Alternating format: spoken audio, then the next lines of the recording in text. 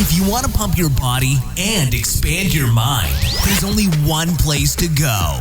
Mind Pump. Mind Pump with your hosts, Sal DiStefano, Adam Schaefer, and Justin Andrews.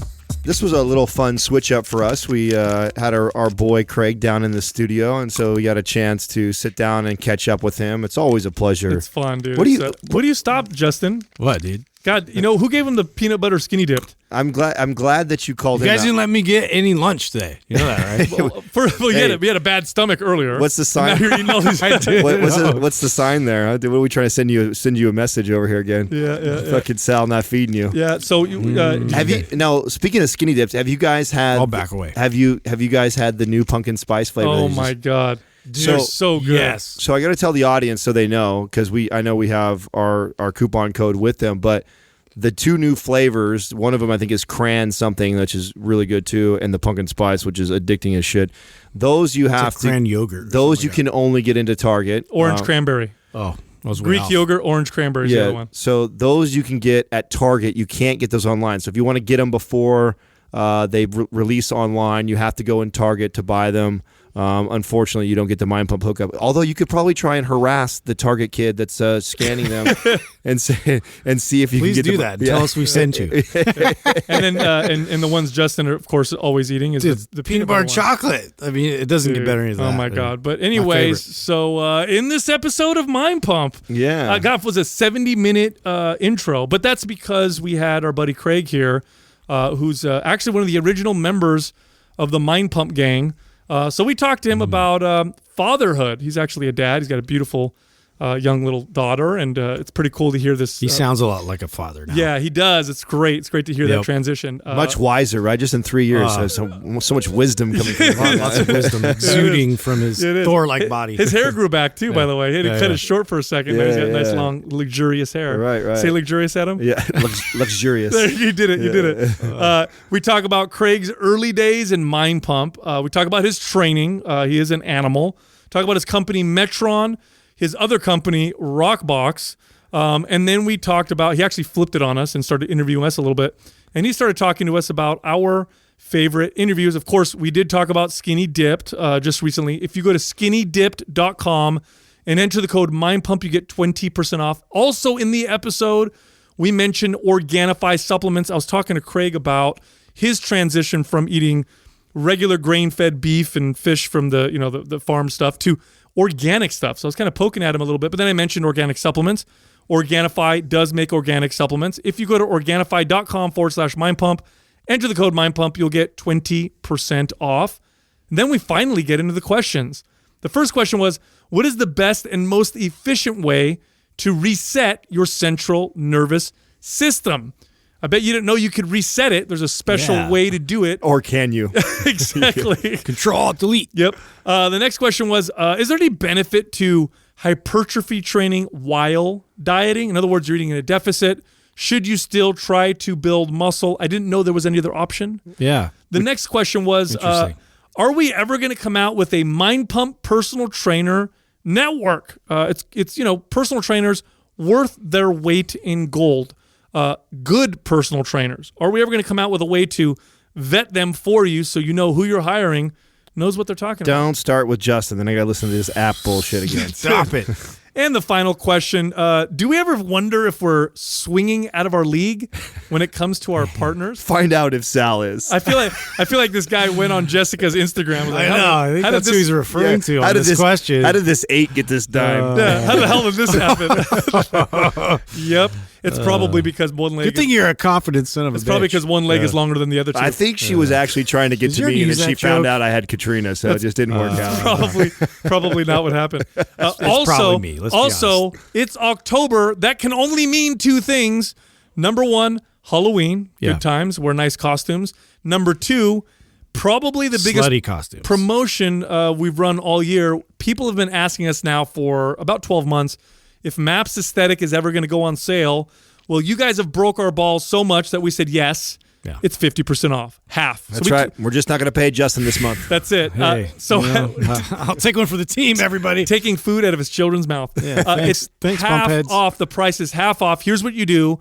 Go to mapsblack.com and use the code BLACK50. That's BLACK and the number 50, no space, and you'll get 50% off. Also, if you're interested in other MAPS programs, let's say you're not as advanced as the requirement for MAPS Aesthetic, because it is a more advanced program, you can do something like MAPS Anabolic, or if you're an athlete, MAPS Performance, or if you want long-term strategy, like a year of exercise programming, you could do our super bundle.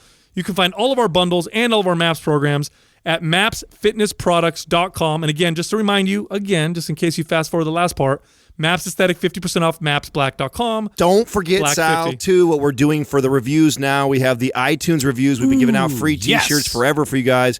So what we're going to do now is if you guys go over to the Facebook page, so Mind Pump, leave a review over there, and then you guys are... We're going to prioritize it, in fact. Yeah, that's right. We're going to pay a real good attention to those reviews. So Facebook fan page, it's Mind Pump. Go over there, leave a 5-star review, and enter in to win a free T-shirt. These shirts, by the way, made with real rubies. Nobody Real believes this. rubies. Yeah. Just kidding. They're Doesn't work anymore. They're regular Yeah, T-shirts. They're more valuable, though, than those types of things. That's right. If you say so. Testing 1, 2. Oh, there we go. Great rant. There's that handsome voice. How does someone have a handsome voice? Because it's like thunderous. Yes. Thank you. It is thunderous. Hello from the clouds. Do you guys remember that cartoon when we were kids with the cave people, but it was a weird future, and he had dinosaurs, and one of them shot like fireballs out of his horn, and there was another one that flew that shot like electricity, and the dude's name was Thundar. Do you guys remember that? No, was it the one where he would he had his whatever the fuck that thing's called, the thing where he beats people up with it? I don't know, Doug. If you can, They flew with just Google Thundar, Thundar, and then put cartoon, and then it'll pop up. Is it and a then comic or a cartoon? It was a fucking cartoon, bro. Hanna-Barbera or what? And it was such a good cartoon. He's 45 Yeah, now. it's basically Craig. If he was a cartoon, he'd right. be Thundar the Barbarian. That's what it was called, Thundar the Barbarian. Let's see. Yeah, fucking Thundar the Barbarian. How do I remember this shit? That is a weird... That's so random. That's not even a popular one. Yes, it was. Was it? Bro, he was. It's like a He-Man remake. Bro, he It was does. like It a looks mix. like the knockoff. Hey, with the kids that couldn't afford the normal channels. You're eating that with your Fruitios? Yeah, it was like a local channel. Was this before He-Man? No, I don't think so. Maybe. Actually, Maybe that's a good where they got the question. point. It might be. I was watching this while eating my It's marshmallow mateys. It's the total Marshmallow mateys? It's the total poor version, dude. Look Bro. at him. He's like the. He's Can I like tell you something now? shitty He's like the animation. He-Man without steroids. First of all, look. Yeah. First of all, look He carefully. has one cut. Tell Look at me, his arm. tell me right now, if you were 10, you wouldn't be like all over that shit right there. He's got like an electric sword. Yeah. His friend is a lion-faced buff dude. Yeah. And then there's a hot chick that's his like sidekick. That's like everything you ever wanted. Doug, can you Kind of the see who super came team. first, this or He-Man? Yeah, I'm Yeah, curious. Thundar the Barbarian. Craig, So yeah, man. So while he's looking that up, Yeah. welcome back. Hey, what's that song, Justin? Is there a welcome back song? No. Did I just make something up No, again? that was horrible. God damn it. Yeah. Sorry. I was going to back you up. Anyway, welcome back, Craig. How you Yeah. doing, buddy? A lot going on. Things are good, man. Why are you visiting life is good. Why are you visiting San Jose? What's happening? In the D10 is the decathlon. It's a charity fundraiser for Poetic, which is pediatric cancer research. And Oh, so shit. I've been with those guys since my Wall Street days. I competed in the beginning as one of the decathletes, and I complained so much early on because the judging was a little skeptical. It was like, reps weren't reps; they were kind of like half reps, and judging was a little loose. And I made such a stink, and I became someone obviously in the fitness world that I had some credibility, and so they turned me into a judge. And so I could just see him being an asshole about that too. You know what I'm saying? Like hella pissed off. I should have fucking won that. I did real push-ups. That motherfucker was cheating. Exactly, yeah, probably verbatim. But The owner was like, "Oh, well, I can't give in because my staff's going to see. What can I do? Oh, I know. Hey, do you want to be a judge? Yeah. We'll get a judge. We got something for you. So when's that happening? Is that it's this Saturday weekend? at I should have the information, but it's actually in Oakland this year. Last year was at one of the colleges, and last year, remember when we had the fire up in North Bay, right? Yeah. We came in last year for that, and they actually canceled it because the air pollution. Oh, wow. And so last year's event got canceled. What So are the events in this? You said it's a decathlon, so it's 10 events? So it starts off with a 400-meter run, and then you do, I believe it's a football toss. It's like one of the junior peewee tosses. So people are hawking this thing, like I think the top is like 75 yards. Okay. You know what that looks like, right, Sal? Yeah. Okay. It's kind of like a football, but longer. Oblong kind of ball. Skinnier. Smaller. Small. My bad. Pigskin. And then I believe it's pull-ups, and then it goes to broad jump. I forget the order, but broad jump. There's a 40-meter dash. There's a row, 500-meter row. There's a vertical jump, a shuttle, 15-yard shuttle, or 20-yard shuttle. 800-meter at the end, bench press for 175 for max reps. And if maybe that's 10. I'm not sure if I'm missing one. Dude, this sounds pretty cool. So it's like a decathlon meets the combine kind of event. And so, you get points, like first place for each event gets so many points, second place type of deal. Yeah, kind of. There's and if you beat some of the records, then you get like bonus points and different things. But some of these athletes, I mean, they're legit. Like some of these running, events, you're getting like old college runners, or even some Olympians. Actually, some ex-Olympians had come in here and ran. So some of these event records are like serious. And you're coming out just for that. Yeah. Oh wow, good for you, man. I've toured with them for the last 3 to 4 years. When I, was judging with them. Before that, I was just doing the Wall Street ones because I was an athlete. How many total events do they do in a year? I think they're 4 or 5. They had a Boston one last year. I don't think they did that one this year, but they're in Chicago, Houston, San Francisco, New York City. Now, do you try and make all of them, or do you only? Usually, I go to the ones that they, I have done all of them before. Sometimes they'll stack different events where there's a lot of people, and then they'll usually bring me in. If it's just a small event, then they won't bring me in. Bro, I gotta tell you, bro, not to change subjects, but I go on your Instagram sometimes just to see what you're up to and stuff.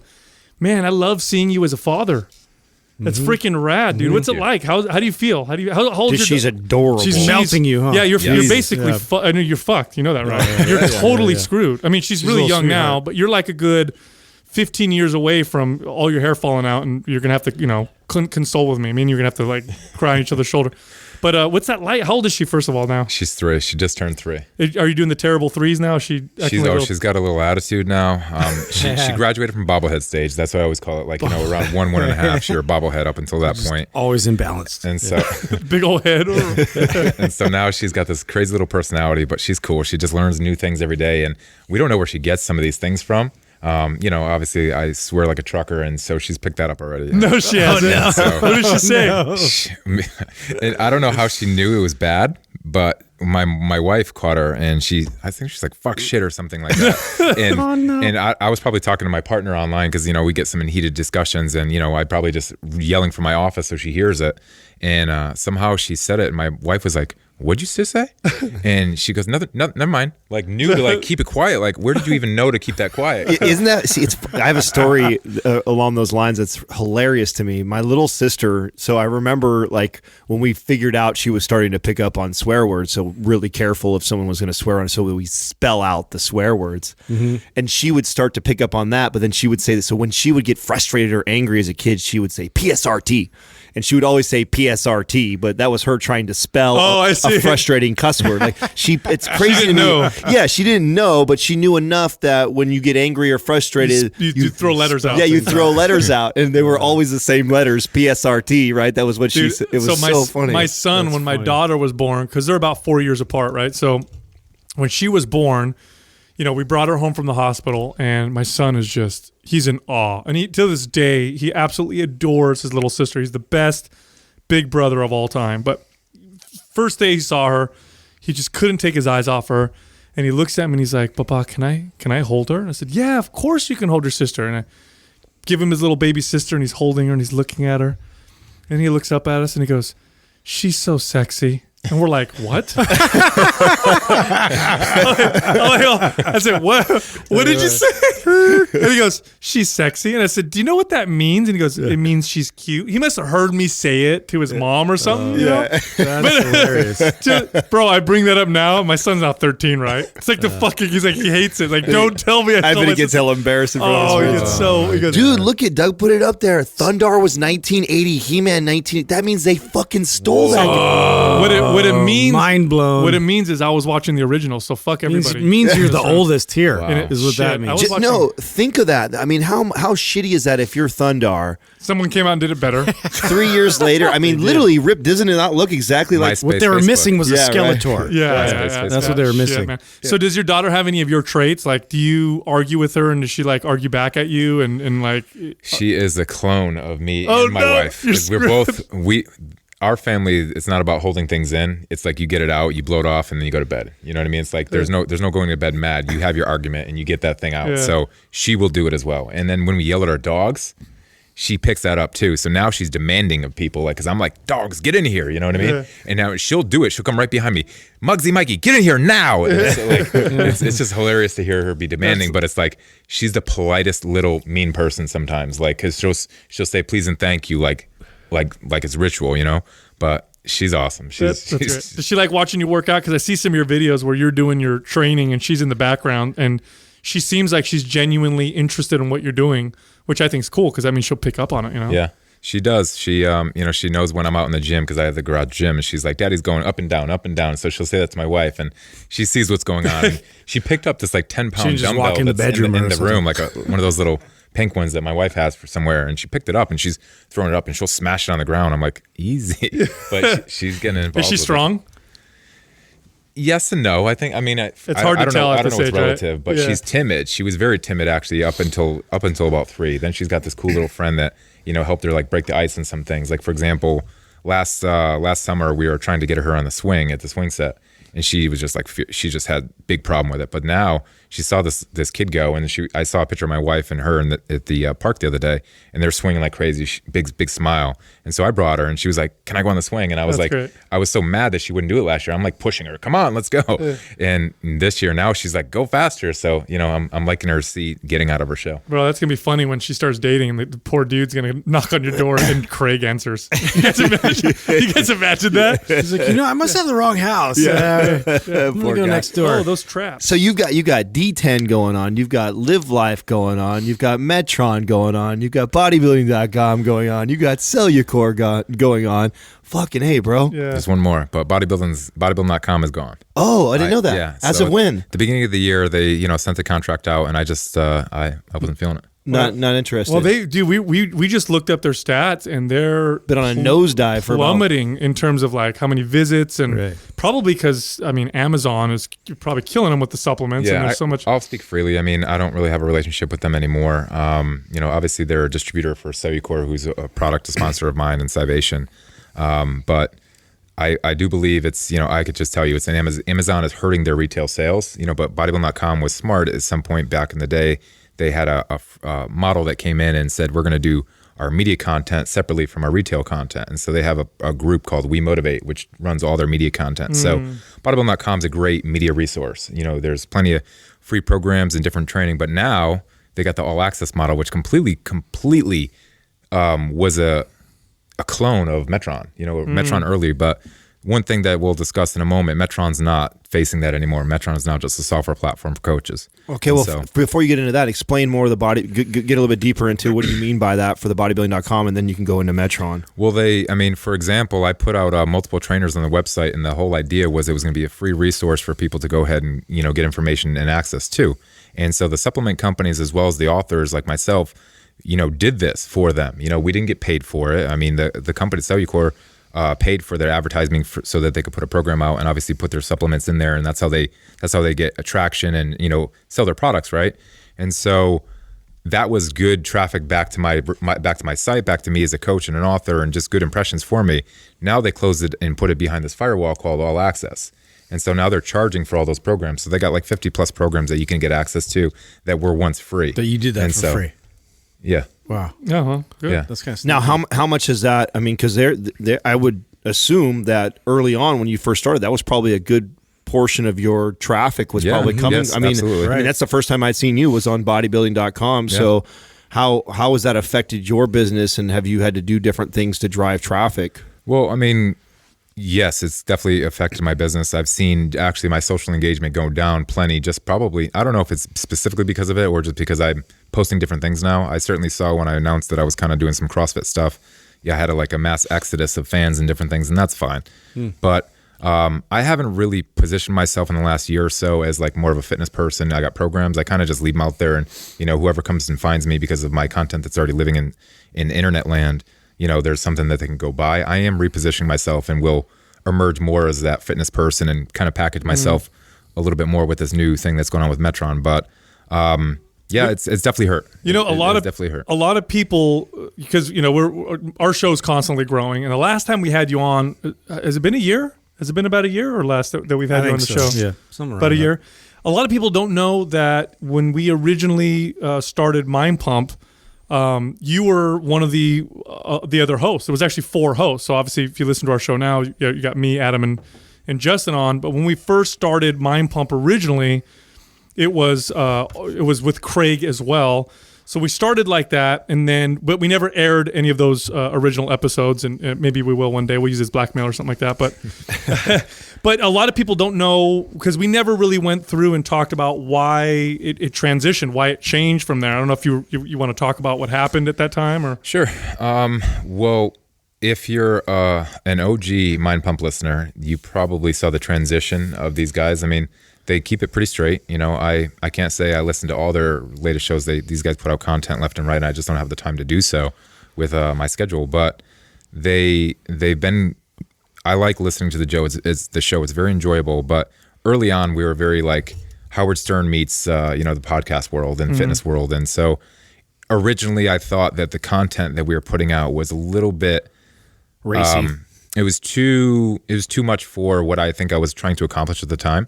I was doing interviews with a lot of VCs. I was trying to get funding for my company, and I kind of had thought that it might position me personally in a bad way. While I was trying to go raise money, raise seed funds and different things for Metron. So that was one issue. I kind of thought 4 was a crowd.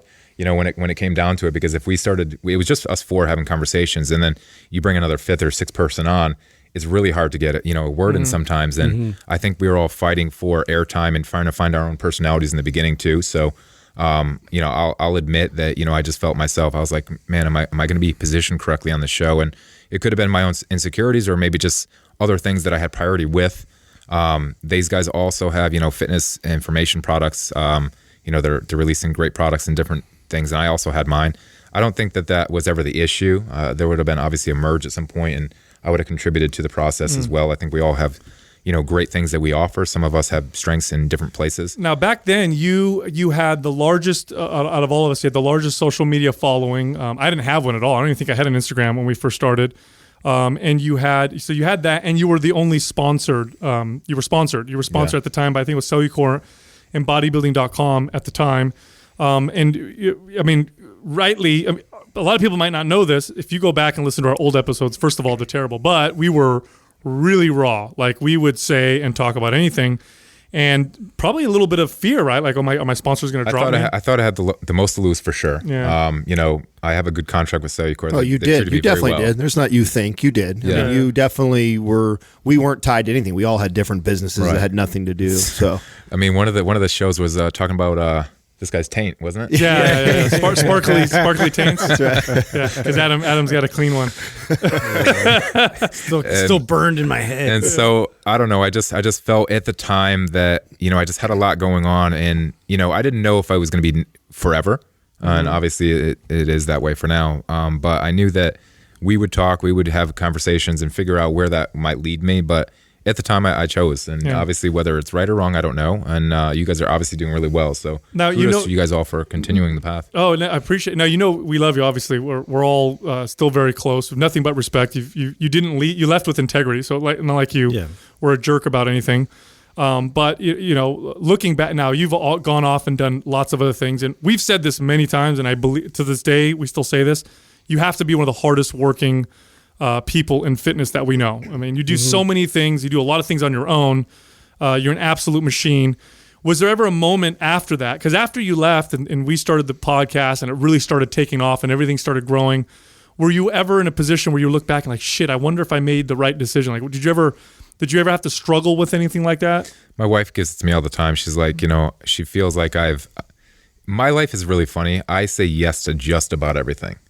I'm one of those people that will walk through the door not knowing if there's a friggin' step on the other side that I'm going to fall off the cliff. So I say yes to about everything, but I've missed a few opportunities that kind of seem like they've been big. You guys have obviously one of those big opportunities, and my wife will bring it up to me. And when there's other opportunities, she's like, make sure she like pushes me to continue to follow through and don't pull the plug. And I've looked back and I don't have remorse for my decisions, but I certainly could sit there and say, well, I wonder how my life would be if I was in this situation or that situation. So, there's no remorse. I think everything what we do in life is a learning experience, and certainly if you don't take it that way, then you're going to have a lot of self-esteem issues and different things. So if you don't take everything that you do and the reasons why you do and learn from what you did, you're going to have issues anyway. So, well, now on that point, you mentioned like possibly that, it might have been some of your insecurities and stuff like that made you do that. Is that something that you reflected on and have you grown since then? Or is it you say, I agree with you that everything happens for a reason, and,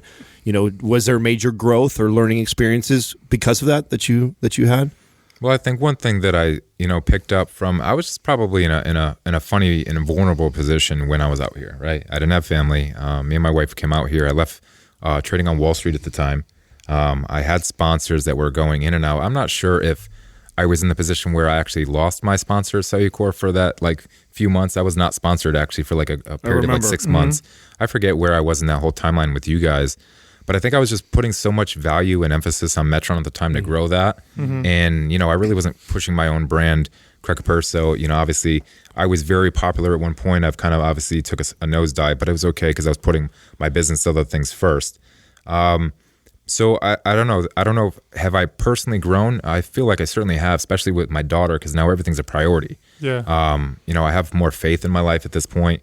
I moved to Tennessee, and there's, a strong population there that, believes in faith. And I've read the Bible a few times and, believe a little bit more about that, where I was kind of lost. And, so I've certainly had a spiritual, mental growth and, physical and family growth. But as far as business and different things, I still try to keep myself open-minded. I try not to look back at the decisions that did or did not happen, but I try to learn from all. So yeah, it was spoken like a man with integrity. I mean, you continue, every time I talk to you, I'm always like, God damn, I like that guy. And I appreciate, and I think you're right. I think everything does happen for a reason. Let's talk about your move. Now, you live in Tennessee, different place than here. You talked about your faith. What's it like over there? You have gone through a bit of a transition. You said your popularity went down, but it seems to me like your engagement went up at the same time. So, it's not necessarily, we always talk about this social media. It's not really the number of people that follow you. It's the quality of people. And are you really impacting them? Is that an accurate thing that I'm saying? Is it changed, in other words, in that way? I think total, if you're talking about just social statistics and we're talking about engagement and how many people comment on my posts and different things and interactions, then I think it's down. However, I feel like I'm impacting more people the right way today than I was. Before, under my current path, and just give you a quick background history on me, I'm 37 years old, 37 years old in a couple of weeks, actually. I'm 36 right birthday. now. Thank you. I'm an ex-IFBB Pro physique competitor and did one of the classic physique shows, the very first one that they had. And so I had some notoriety from that. I'm an ex-bodybuilding.com spokesmodel.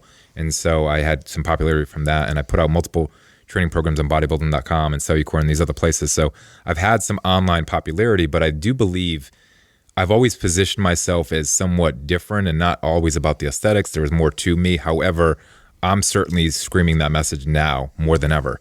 And I'm glad that I'm getting people that are resonating with that. I think the people that left my channel were looking only for aesthetics and only for certain things that are very shallow. And I'm happy not to speak to those people. I wish they were there so they could start seeing my message today so I could educate them. And I have so many direct messages that people get with me. And I get back to them all. I try to just give and give and give and give, just kind of like you guys did in the beginning, is if you could just continue to influence one person, where does that go? I have stacks of testimonials that I'm going to deploy at some point, but it just feels really good to impact people. And so I think that the job that we're all doing in this world is providing some informative content, providing the motivation, and just getting people to move and be educated about fitness and health and all the things that can impact. So you feel like right now you're portraying more of your authentic self? I don't think I was not authentic before, but now I just know my message is more honed in. I think that's a better way to say it, because I was certainly putting selfies out there, and I don't believe that's the correct message. It wasn't that I was authentic with it. Right. I just believe that if I continue to do that, it's very about me. If I make it about the movement or make it about the exercise or make it about something that I'm doing, then it's more about we. A bigger cause. Yeah. It's cool. It's been cool to watch your transition when the videos. If you go way back on, what's your Instagram page, Craig, for the listener? Just at my name, Craig Caperso. Craig Caperso. If you go back on his Instagram, you can see the transition where you were learning some of these new exercises, which they weren't necessarily new to you. You're an athlete. You've had a long history of athletics, but you hadn't done them for a long time in your training. Right. Things like, cleans and snatches and all these other, quote unquote functional movements. You had been bodybuilding for so long. And it's been really cool to watch you just be relentless with your training. Because here's the deal. You train your body adapts in very specific ways. And because you'd been bodybuilding for so long, your body got really good at the slow grinding, compound lift type strength, squatting 500 pounds and bench pressing and rows and deadlifts. And now, then you started to do these cleans and stuff, and you could see like, okay, your body, it took a while, right? It took a while. What was that learning curve like to go from what you were doing to now moving into this more functional space? It's still not there. And I think the coolest part about fitness and functional fitness is that you can always improve. There's always a time threshold or some kind of movement pattern that you can get better at. But I had such a mobility problem, and I still struggle with it. My front rack position is not where it needs to be. I have somewhat chronic pain in some of the areas that I've been pushing my mobility in. And I'm probably causing most of this pain from I'm not one of those people that feel pain stop because it's like, oh, that's pain. That's my body telling me to stop. It's that football mentality. I will push past that. Fuck and you. Do you guys, you guys saw, I think you saw that I had blood clots in my leg at one point over the last year. No, tell me about that. So I was doing Ramwad, one of these, mobility exercise apps, and I was put in a pose that's called, I think it's Vinyasa or the hero pose. Doug, maybe you could clarify it for me. I think it's called hero pose, but I was sitting in this like 3-minute pose where I was kind of like sitting on my shins, my knees are obviously forward, and I was kind of bending backwards. And I believe that I gave myself blood clots, kind of basically stopped the blood from flowing through those veins. And whatever the reason is, it backfired on me. And I had like a calf cramp for like 2 weeks straight. And basically, I thought it was just a calf. I thought it was a calf cramp, and I couldn't shake it. And I was icing it, and I was putting So was it swollen? Did it discolor? It started getting swollen. It started getting very hot. And so finally, I'm like, man, I'm gonna have to go to the doctor. Usually, I'm a 2-week pain until I go to the doctor. Like I don't go right away. If it's 2 weeks or longer, that's usually my sense to get to the doctor. And so I finally went, and the guy was like, hey, guy, you need an ultrasound. We got to figure out what's going on here. This doesn't seem to be normal. They brought me in there, and they're like, dude, you got 4 blood clots in your thing. Go to the emergency room. Holy shit. And so the only thing that I could think of was this pose that I did that would have caused that, because I wasn't on an airplane or anything else. And so I hurt myself trying to get better. So that was a good setback. That cost me like 2 to 3 months of my training. How did they treat it? What did they do? Put me on, blood thinners, but it's not really blood thinners. It's anticoagulants, right? So you're not clotting. So we're not trying to, build get a clot. So therefore your inflammation if it was ever to break apart, that can go to your lungs, and you have a pulmonary embolism. And so it was pretty a big deal. And I believe Kalen von Moger had that too when he had his problem too. So I kind of reached out to him and told him, put some compression sleeves on. So there was a whole process with that. But just the learning experience, to go back to the original question, was, man, I was putting myself in these positions because I took a lackluster approach to my training for so long. Just because you're training for strength and different things, you got to continue to produce yourself as a functional person in movement. Like if you look at a bodybuilder today, they're just this big Hulk, and they can't move. They can't scratch their back. Like I could tell you, I could scratch my back now. There was a time I could not, and so I'm having such a better time at life because I'm able to move better. And just because I looked potentially better before is debatable, but bigger is not better. And I was always an idiot in thinking that same mentality. Did you think to yourself like, okay, obviously you're doing a different type of training, but your mentality is still go through the wall, keep going, don't listen to signals. Are you at this point now saying to yourself like, okay, maybe I need to like pay attention to the signals my body's saying, or maybe I need to slow down, especially when you're working on mobility and function stuff? Like you push through that and you hurt yourself. Yeah, you can't muscle your way through that. Yeah. When you're doing the movements like a lot of the overhead stuff, overhead squats, snatches, different things, there's, you're using momentum, ballistic type of efforts, and you got to be very careful. So you have to slow yourself down. And if, one thing, I have a big problem with some of these, I have a big problem with the fucking internet right now. The whole internet. That's a lot of things. Listen here, internet. With all these guys doing these crazy things just for attention and likes. Why? Yeah. There's so many guys, and I'm sure you've interviewed some of these clowns, but stop.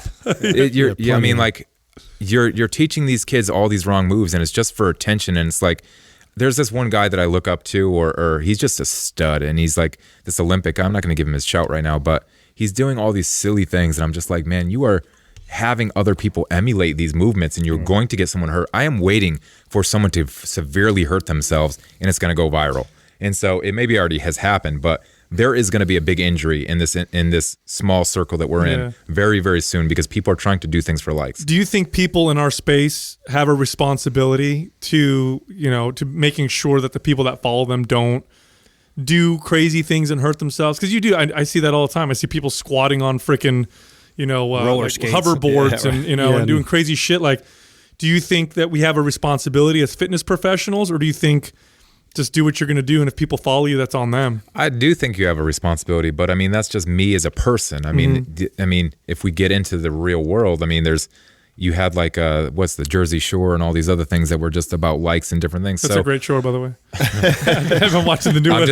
I'm just thinking I do think if you call yourself a fitness professional, then you should have a responsibility. If you're going to be putting out content that's informative in any nature, then you call out, look, I'm just messing around, or you put a disclaimer on it or some way somehow that you're at least letting them know. But I just think, I guess if you're getting paid for the likes and the shares and the millions of followers that you have, it's tough to say, I'm just gonna be normal like everyone else, because then you're gonna lose your followers. So it's a tough balancing act. But I just think if you're gonna call yourself a professional, act like a professional and not stop joking around. Yeah. Have you ever thought about getting back into the podcast space? Because I know you. I mean, and I know you're doing a lot of shit. You're one of the busiest, like I said, hardest working people I know in fitness. But you ever think about getting back into that space where you can talk and express yourself, kind of like you're doing now? Daily. Really? I think about it daily, actually. Just had a conversation with one of our advisors for Metron. He's a chief physiologist, and he's a guy at Pepperdine University professor there. And we had our monthly meeting, and he was talking about just some of the misinformation that's out there of some of these, well published professors and different people, or not professors, but fitness personalities that are on like the New York Times, putting out finished publications. And he's like, I'm quite sick of this information. And so I was actually talking to him about doing some segments together and different things. But my only question with it is, you guys, this is what you guys do, right?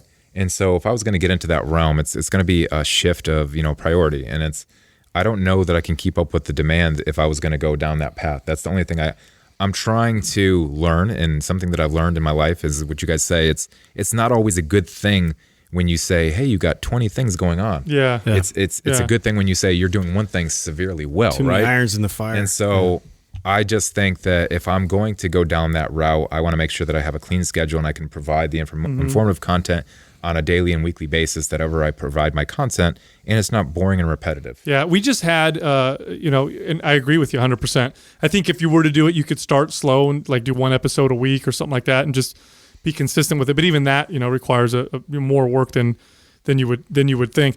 We just had an event. We had a podcast art event, with other podcasters who got on each other's show, helped grow their audience. It was sponsored by like Skinny Dipped, which is the almonds that we were just eating right now, and everybody loved, by the way. And the thing that we like about the podcast space is if you have a lot of information and things you want to share, if you want to, really impact people with the knowledge that you have, it's such a great medium. And I think it's I know it's one of the number one converting platforms for business, probably because you are making that kind of an impact. You know what I mean? Like if I do that kind of a connection is what's going on. Yeah. Like, if someone listens to you for, 40 minutes or an hour and a half, and you're being sincere and you know what you're talking about, the odds that you're going to get them to change something about their behaviors is much higher than other forms of social media where it tends to be like a 3-minute video or, something like that. And so you find these podcasts, like we talk to these podcasters and we know what we do. And, we'll have an episode that'll get, 40 or 50,000 downloads on its own. And that thing will convert better than a million views on YouTube or something like that. It's a pretty cool, it's a really interesting space. And, I've been following along. Are you familiar with the intellectual dark web? Have you heard of this term? No. So this is a term that they're using right now to kind of describe this movement in new media. And it's represented by people like Joe Rogan and Jordan Peterson and Sam Harris and who else is there? Shapiro and people who don't agree ideologically on the same ideologies, but they all are taking part of this kind of new media where this long form communication is really starting to take off. Whereas before it was a 5-minute, clip on TV and it was all sound bites and nothing really informative. It was just who could say the coolest thing or get the zingers. And now all of a sudden people are tuning in by the tens of millions to a 3-hour podcast that Joe Rogan may have, for example. When in the past, nobody would have ever thought that was possible. And then you have things like Netflix, which, this didn't exist before. Like if you wanted to make a movie based on a book, it was very difficult because you were limited by 2 hours. Okay, how do we take this book of all this information and turn it into a 2-hour movie? And so movies never really captured the impact that books had. Well, you see this already with HBO just bought the rights to Lord of the Rings. And That's right. So they're going to take it in long form and really be able to highlight all the details you get from, a story like that. But yeah, it is. There's a lot more interest in the long form. Yeah, and Netflix proved that model, right? People now will watch 15-part series, an hour each in 3 days. They'll just consume this huge. I've done that. Yeah, and so it's a very interesting space, and podcasting is obviously that's the space that we appreciate the most. But I think it just makes up a part of that, I'm definitely going to do it. It's going to be a matter of when the priority hits the table. I feel like I have a lot of things that I say, but I'm more interested in something that's I've got good at listening to others and kind of just listening to them. I hate in. Not saying that you guys do this all the time, but I do hate when podcasters come with the Thor thunder and be like, this is it. This is basically the message, instead of actually saying, hey, let me take a listen. I may not be the podcast expert on this. I may be just not the subject matter expert here. I'm going to bring some people in and we're going to learn. And so my reason for doing a podcast is not so much that I want to provide the information. I want to get some good listeners in. I want to learn with some people and become a listener with them and explore and ask the right questions on the show and not come off as an authority figure. And I understand that it might be a little bit challenging because they're going to tune into you because they think you have someone and you have something to say. So there's probably a little middle ground there. But I do want personally to go on to this quest because I'm always about reading books. I mean, I know you post about reading books all the time. I'm always about self-help and leveraging other people's time and effort. And I kind of want to go on the journey just to go ahead and explore what's out there. And so I know you guys had probably an amazing experience since I have not been on the show of just listening to great minds and different things. It's huge, and so it's dude. probably just super enlightening. No, I think that's our favorite part. And there's different styles, right? I mean, there's no rules to this game, which is what I really like. We were just talking the other day with somebody who we had in here as an interview, incredible conversation. And we were actually talking about Joe Rogan. And, Joe Rogan 100% relies on the guest that he's interviewing. And most people that tune into his show will listen, if you listen to any of his long-form shows, you listen because, Elon Musk was on there and you want to hear him. I'm a fan of Elon. I want to hear him talk. One of the things that we did unique was we did build the business originally just kind of around us and our personalities. So we have kind of a 50-50 type of an audience. We definitely have the new people that drop in, like we just did a couple months ago. We did Bishop Barron. Bishop Barron has a huge following, and they're totally different than us. And we had a huge download on those episodes, but because of his audience coming over. But then we have our solid foundation. So I think what we do is unique and isn't the same as everybody else. So I think you could do either one. I think you could make a podcast that's purely around interviewing and talking to people, and then you could be one that is you talking and helping and explaining to people, or a blend of that. And I think we were kind of a blend of that. I think that's kind of the secret sauce of Mind Pump is, we actually have a core group and audience of people that tune in 3 days a week just to hear us talk and bullshit. And then we have another core audience of people that want to hear us interview really intelligent people. The other thing too is you don't come across as a know-it-all. Like I know everything. You're genuine. And so I think if you present yourself that way, you can be wrong sometimes, or you could say, I don't know. And people will, I think, respect that more than I know everything. I learned that as a personal trainer. It took me 2 years to learn that, where clients would ask me a question and I'd always have to have the answer. And then I remember, thinking to myself, well, why don't I just say I don't know, but I'll find out? And I started doing that. Way more powerful. Yeah. I got way more respect for my clients.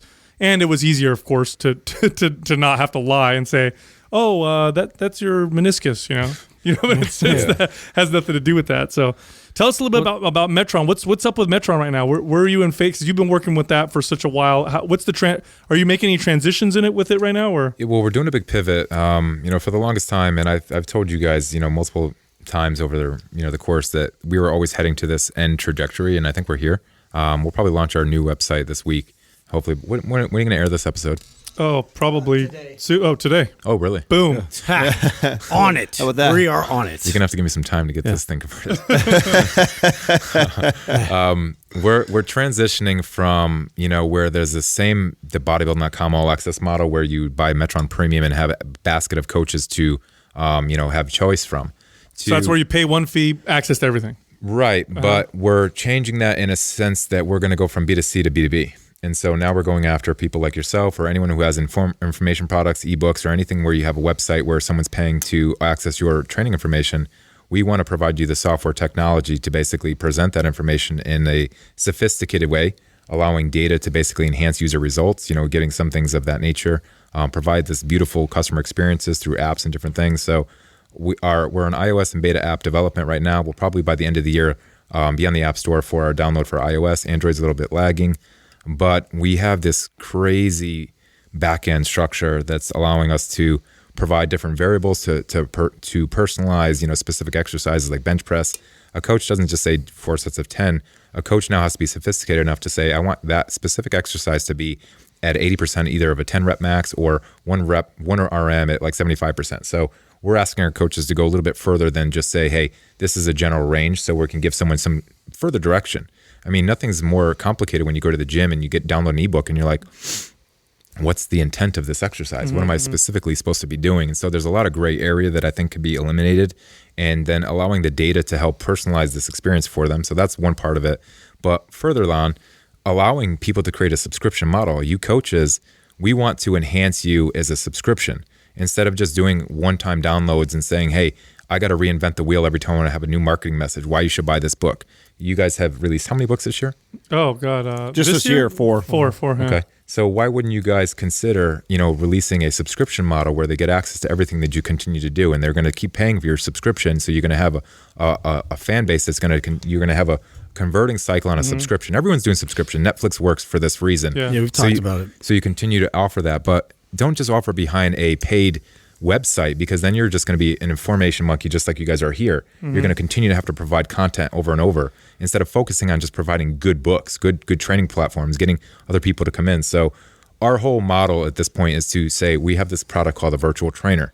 And so it's basically an ebook that's basically using technology to personalize its events, okay? And so you drop these into this basket of subscription and you just continue to offer them and continue to pop them out, or just tweak the ones that you have, because now you get to see the data back and find out, hey, did I personalize this properly? Is 80% the right range here? If you're starting to look at your user data, you can start finding out, hey, maybe everyone's training at 75% on this load, and you can change it. So one of the biggest challenges with training, and this is something it took me a long time to learn, and I know Adam and Justin could echo this, because we train people for so long.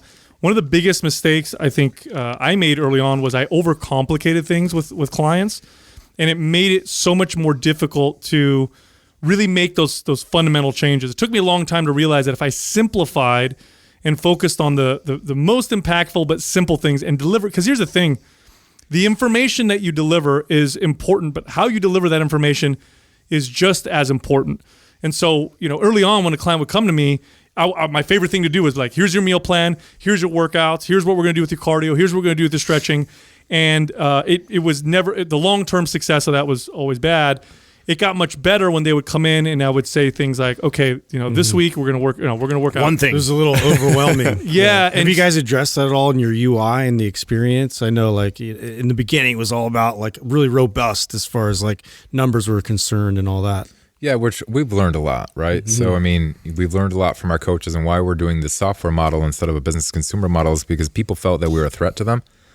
People didn't want to put a program inside of a basket with others. So that was that was one of the biggest challenges. I was getting a lot of speed bumps from coaches being like, I'm kind of this coach over here. So we're saying, we're just going to be like Google Suite. We're just going to offer you this, training software. Interesting. Provide yourself, we're going to enhance you as a technology partner. What do you need? We're going to make it happen for you. So we have cool business tools like referrals, affiliate programs. So every user who signs up under one of your training programs has a unique referral code inside their program where you can incentivize them to offer free trials or coupons to other people. And so you can have, use the power of sales. We have affiliate programs where people could just straight sell for you. And so we're building all that under one roof. And so there's, as I was an ebook author before, there were so many of these programs that you had to download. So you got like 4 different programs working under one, potential sales marketing strategy.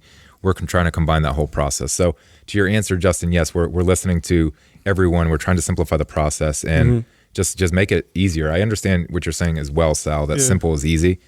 But sometimes training, gets a little complicated for a coach, and providing the user the simple stuff. Maybe the coaching side's a little bit more complicated. Like 2 separate entry points.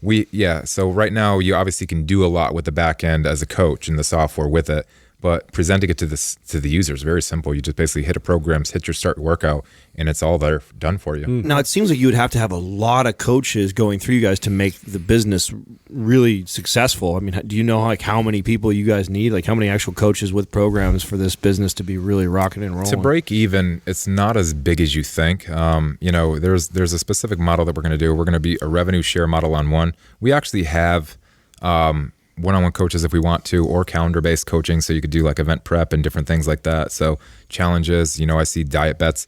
We have all those softwares. We have all those entry points. We're not really marketing them. We're marketing to the people that want to create a subscription business model. But it's not as crazy as you think. I mean, think about the price of a person's program, and if we're taking a piece of that revenue, if as well as that we're doing well with them, we have a coach on there right now making like $400,000 a year. Nice. Oh, that's phenomenal. That's awesome, man. He was able to quit his job. That's phenomenal. So I mean, if we're able to help these people do these things, all we're doing is just creating a better system of people to, get the information that they require. And the cool thing is this, and why I think we're going to grow at some point, and we haven't really marketed. Obviously, I just told you we're doing this business model today. Doug is going to make me publish my new website today. But the cool part about it is if we unify the UI and the experience, then everyone's using Facebook, right? Everyone's using Google Suite, and they get used to those tools. If you guys provide an ebook, or if I provide an ebook, or someone else provides an ebook, it's 3 different user experiences. So if everybody's on the same user experience, then the user has all their information in one place, all their performance is one place. If they go into my program and go into your program, or go into your program, then all their data is going to interact with the way you presented it to them. And so no longer do they have to even baseline test anything. Then all the information just populates. And so it's kind of a unified effort. So when someone does come on here, they would potentially be looking for other people. If they're bored of your programs, they're going to want another coach that's in Metron, because then they already are familiar with the UI. They're going to be able to, get all their information that's already going to talk to the other guy's program, and just have this great user experience. So it's kind of like this one big effort. That's how big is your team now? I know you're on there. You had a partner I met a while ago. I don't know if you're working with the same guy. Do you have a pretty large team now that's helping you with all this? We're like 15. Okay, good. We had a few QA engineers, didn't work out for us where we were, but actually that's true. Not true. We're probably closer to 20, because we have this full China effort going on right now as well. I was going to ask you about over in China and like your guys' efforts there. Like, what have you seen as potential like benefits or detriments in that market? That's a loaded question, Justin. We've raised now close to about $2 million and invested that in R&D. So I mean, when just from a standpoint of when you have when you have a PDF ebook, and I'm not saying anything wrong with you guys or anyone else who even going to put an app out there, but let me just compare the sophistication of a product like Metron versus someone else who's just going to say, come join my app. It's usually just a push. They're basically going to have an information, they're just going to push it, and you're going to be able to interpret it how you want. If you don't have a back-end engineering effort, then you can't get the information that we're talking about, personalizing, different variables. But the China effort was able to allow us to get to these positions. We have, I think, 5 or 6 members over there right now in an office in, where are we? We're in, shoot, why can't I think of this? I'll come back to Beijing? That I don't know. No, I've actually. What happened with the wearable idea? Did you guys ditch that? Or I did. You did. I kiboshed that whole thing. We're not a wearable company. Smart. Yeah, that was a smart move. Yeah, we put a good effort into it. What happened is that fell in our lap. Somebody in China actually pitched it to you. Kind of basically was trying to get bought. They were trying to get their ideas and their software bought. And so we said, okay, we said. What'd you say, Mike Tyson? We said, you know what, let's use the effort of somebody else and try to obviously see if we could leverage it. And then just looking at the time and effort and just the conversations I've had, I've actually talked to Amazon, Alexa, or those guys. I talked to their partner, it's called Sensory. And I had a conversation with some bigwig in that company, and just looking at the amount of complexity that we would have to rearrange our efforts, our engineering efforts, it's like ideas are great, execution's another thing. And then actually, where does it fit into the priorities? So it was just way outside of our scope. It would have took a long time. There's already so many partners that we could just basically, send APIs to and just collaborate on that method. So why reinvent the wheel? Let's use something. We're not Apple. Be inclusive. Yeah. So I just said, let's focus on the software. Let's get that out and let's polish that experience. And if we can grow in the future and we have such a big backing, then we'll take that then. Smart That's decision. awesome. Now you've been doing this for several years now. Is there Hangzhou, by the way, Hangzhou. is there Hangzhou? is there a point or are you beyond this point, I guess I should ask, of hey, if it doesn't take off this much or we don't make X amount by this year, that I'm gonna walk away from this? Or are you beyond that you're committed no matter what? I'm probably committed no matter what. I think I was at that point about a year and a half to 2 years ago before we got our big seed investment from some angels in China. I was close to pulling it. You know what I mean? Like we invest everything. I had a strong career on Wall Street and spent right through that money, just helping our team grow, just spending it. And there was like a year that I wasn't getting anything more than just paying myself through my savings. So maybe even 2 years actually. Before we started paying ourselves from Metron, just putting our own monies into the company. So I'm pretty sure I'm beyond that at this point. We're very vested in, I believe in the product. And look, if we're not making money at some point, then we're not gonna be able to feed our team. So I think it's not gonna be a choice of, am I gonna walk away? I think it's gonna be a choice of, if we can't pay our team, then then it's not, because now it's not just me and my partner anymore. Now we have a full team that we have to. Well, I talk about this with our business even all the time. I tell the boys, like, as we continue to scale and add more staff and it grows, and it's like, it's all exciting and everything, but with that comes a lot of stress, a lot of pressure, and now you have 10 more mouths to feed besides your own that will be faced with this decision, which will be, hey, do we want to keep growing this thing? Do we still have dreams for it to be a $50 or $100 million company, and do we want to keep pushing? Or do we want to just cut out all these people, focus on a few things that we love doing in it, and just put some good money in our pocket and call it a day? Is that a possibility in this, or is this like it's do or bust? It's like all the way or bust? No, I believe our product's going to be something very successful in the future. I do believe that we will be a household name. I strongly believe that what we're offering the market can't be done today. I don't think there's a competitive product that does specifically the one vertical that we have. One-on-one and calendar, there's plenty of companies that can do that. The virtual training product, people would have to spend some time and resources and dollars to catch up. So I'm pretty confident if we can get our marketing message proper, if I can say what I need to say when I need to say it, that we'll at least get the people that want to come in and inquire, hey, what do you got going on? So I certainly think after a couple demos and showing people and getting the right words out of my mouth and saying what we got, we'll catch on pretty quickly. So I 100% believe that we're going to go somewhere, some way. So I don't think that's a possibility. How big, how fast, and how many team members do we need? I don't know. Our burn rate's pretty extraordinary without any marketing dollars spent at this point. But it is what it is. It's Are you guys still building in terms of being the standalone company in this market versus maybe an Apple or a Google or somebody like sort of building it in terms of getting their attention to then acquire? I don't feel like we'll be acquired. That's not my intention. I think. And you never know. Obviously, dollars talk sometimes. And if someone comes through with a bigger effort, a bigger team, and can convince me that their efforts, their dollars, their engineering staff can help get our message out and what we're trying to do, certainly then. But at this intention, I would say the goal is to obviously get in the black, make money, feed our team, and not have to rely on any seed income at this point. And that's their first goal, and then we'll take it from there. I think I've learned enough that I don't want to look to the future. I'm going to look to the now, be present in what I'm currently doing, and just execute. Have you over this time, have you refined your elevator pitch? I mean, I feel like when we first started talking about this, one of the things that I had a really hard time with is it just sounds complex, right? And I can kind of get it as a trainer and been doing this for a very long time, so I can see the value in it. But when I think of other people, I don't know if it goes over a lot of people's head. Have you had to refine that and change how you present it? Let's try it.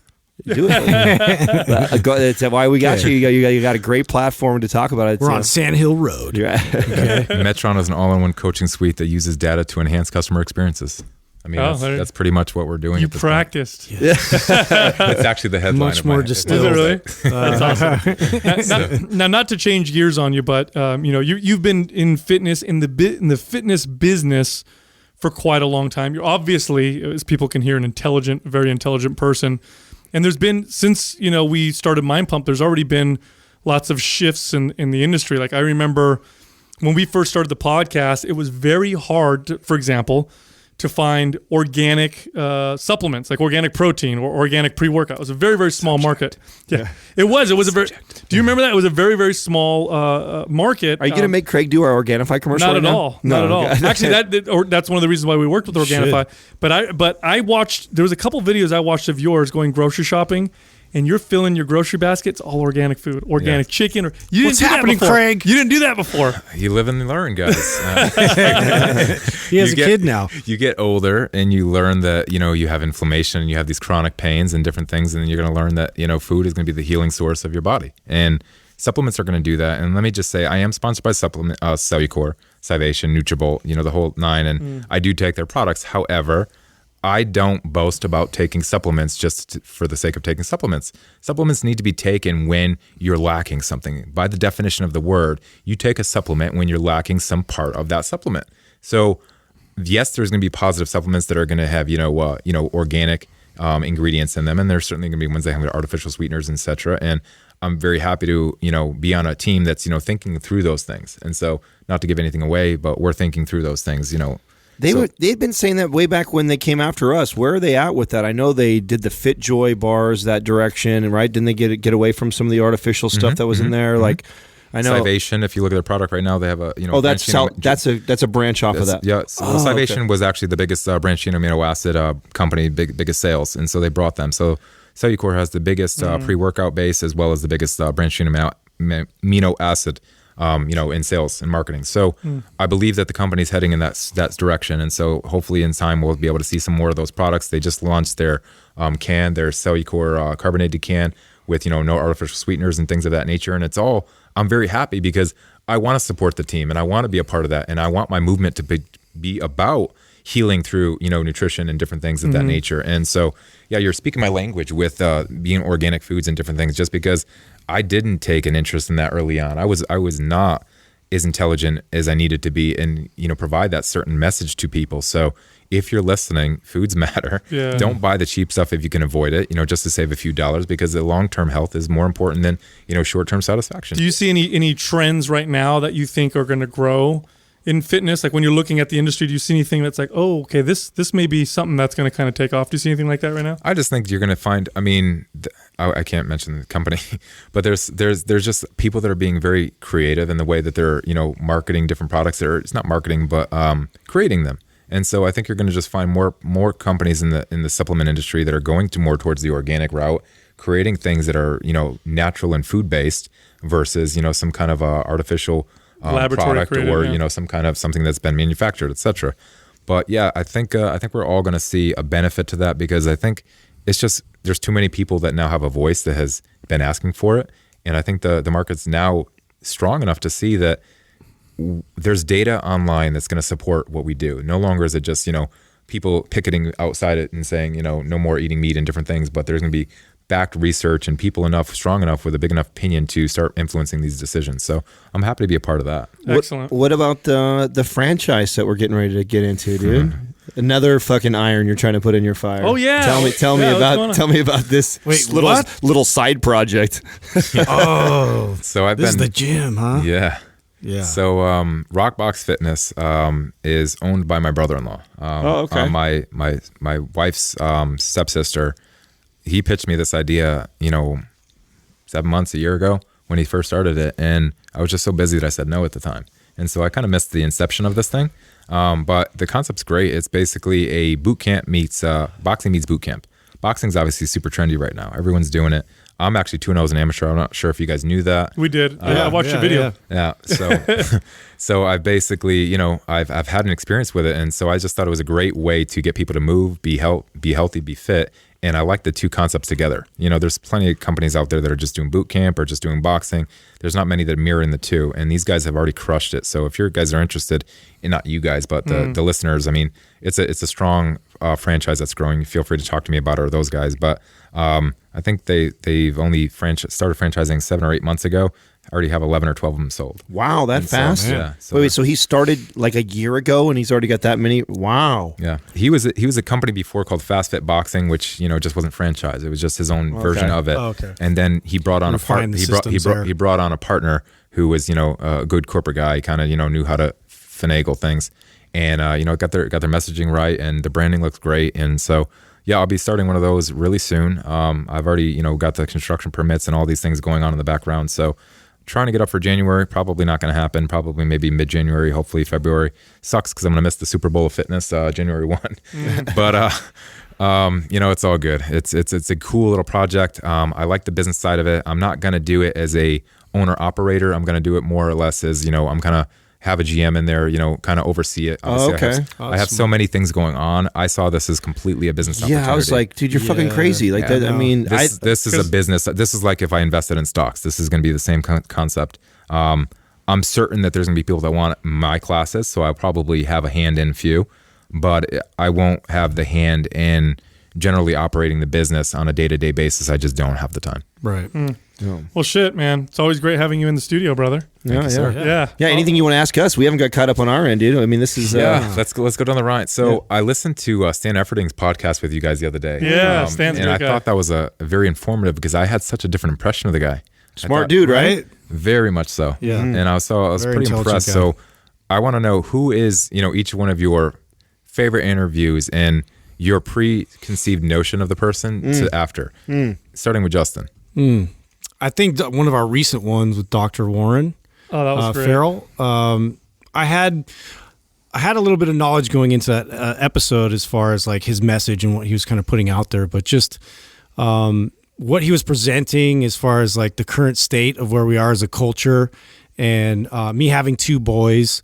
It was really an impactful conversation. I don't know if you've been able to listen to that episode yet, but he wrote the book, The Boy Crisis. The Boy Crisis, and just like his points, and he started out as a feminist and went through that movement from the 60s to the 70s, and so just his perspective is really balanced. It's really balanced from both ends of the spectrum, and I thought that his delivery of his message and communication of it was the best I've heard yet on the show, and we've gotten like crazy feedback so far from that episode specifically. We just aired it a few days ago. Yeah, It's going, but that one's going viral right now, and I think the climate is perfect for it right now because the Me Too movement. Yeah. And so we touched some third rails in that conversation, and I think there couldn't have been a better person to articulate that. Yeah, but I mean, he was my preconceived sort of perception because he's an older gentleman, right? He comes in, I don't know how old he is, 60s or something, right? No, maybe older. Maybe older, Maybe, yeah.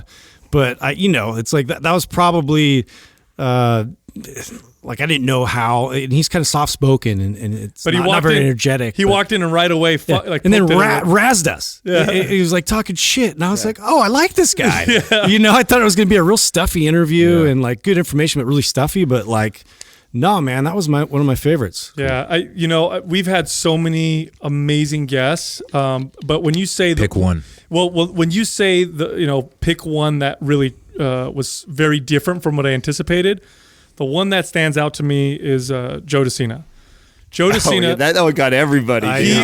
So he's the founder of Spartan, all the Spartan races.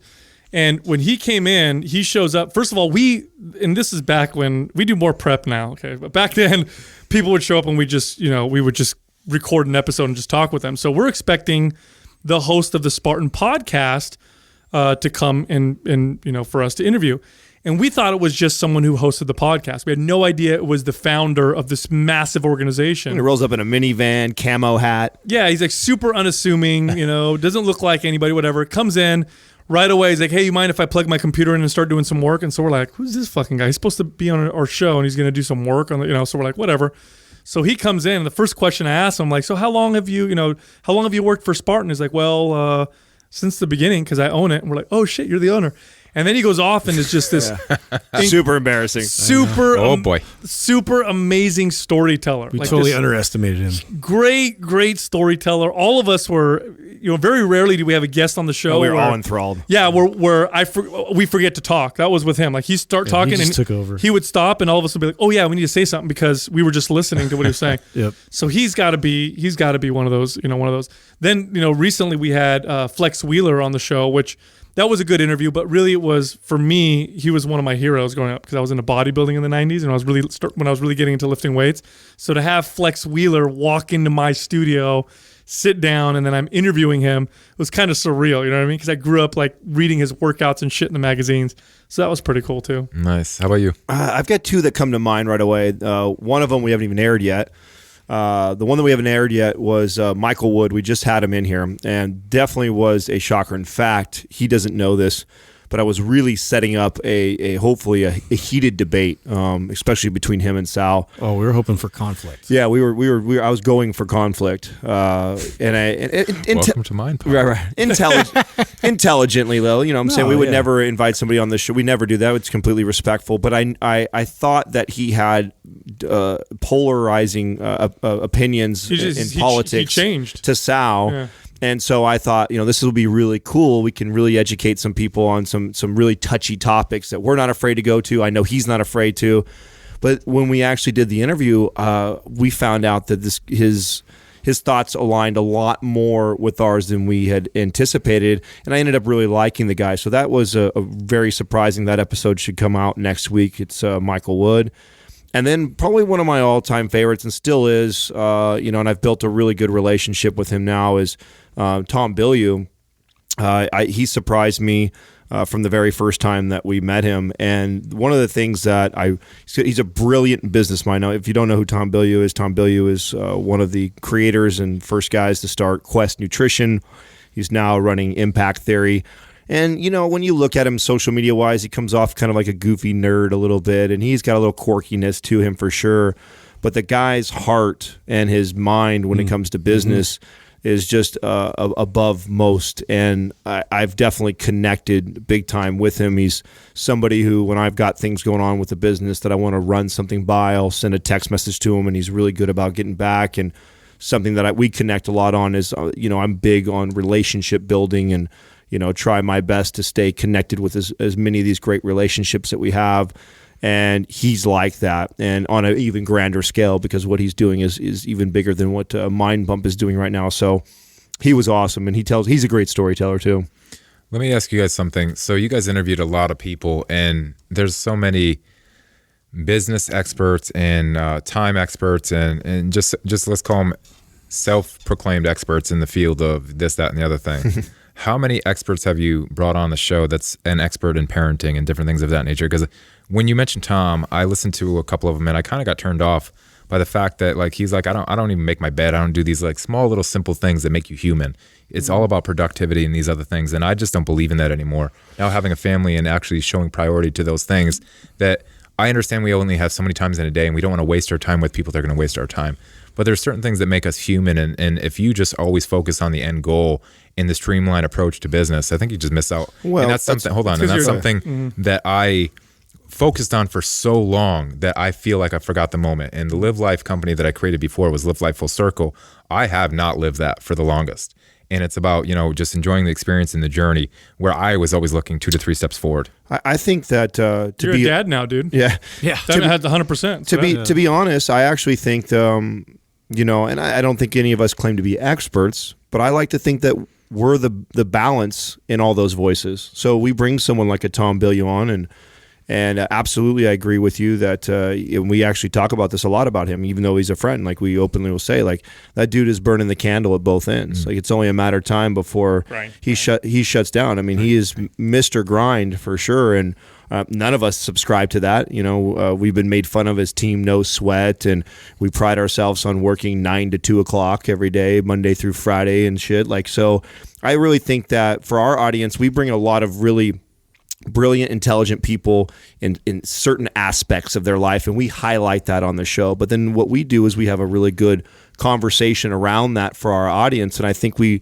bring a pretty good balance to those types of questions, because you're right. Like, you talk about parenting, and it's a whole other ballgame. I mean, it's one of the things that I have so much respect for both of these men. It was a struggle for me being the guy with no kids. When we first started building this, I was like, I've never built something 9 to 2 Monday through Friday. Like, that was fucking insane to me. But I also respect how much they valued their family time and their kids, and that was as much of a priority to them as building this multi-million-dollar company.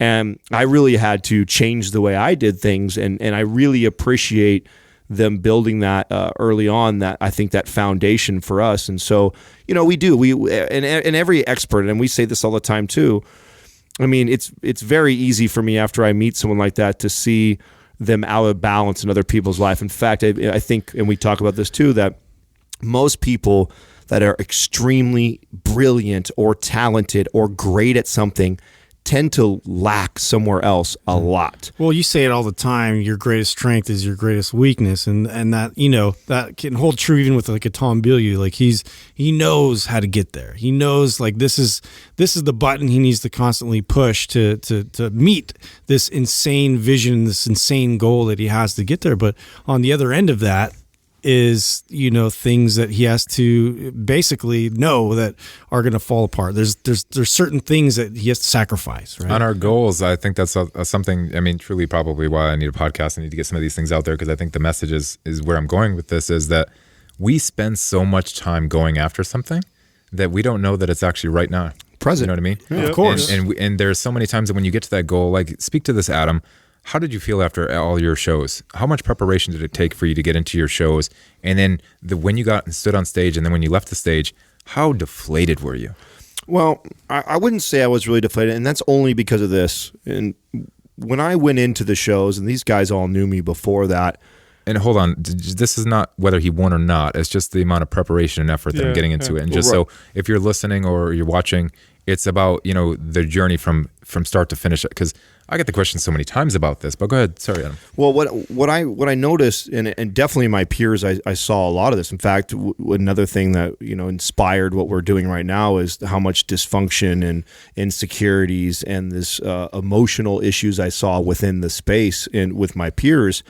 Lucky for me, I came into it later in life, and when I approached men's physique, I approached it with a whole different attitude than almost anybody else that I know. And I know you were probably one of the closest to that, which is what I think really bonded us, or why we connected. You were the first guy I literally had met in that space that looked at it as an opportunity to create a platform for himself to build a business.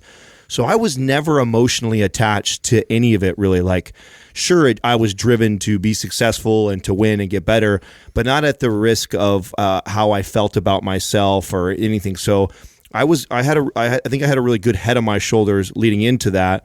And so I don't think it affected me like I saw everybody else, but it did give me a connection to a lot of these people who I did see that identified with that person, and I could definitely see how, because I went in with the right attitude, I could see how one, if you did that long enough, would start to identify as that, because there were moments in that. I mean, still to this day, I talk about one of my favorite moments was standing after winning my pro card in USA's, and just feeling on top of the world and in the greatest shape of my life, and crowds of people looking up at me. And it's just, I mean, nothing blows the ego up more than that. And I remember feeling that moment and thinking like, whoa, I could see how addicting this can be for a lot of my peers to think, but I had a really solid foundation. I know you're finding faith more now than you ever have in your life. I mean, that was my foundation for all of my life. So, I've had a pretty good compass, I think, when it comes to things like that. And I'm pretty self-aware. So when I feel things like that, even if I do, I think I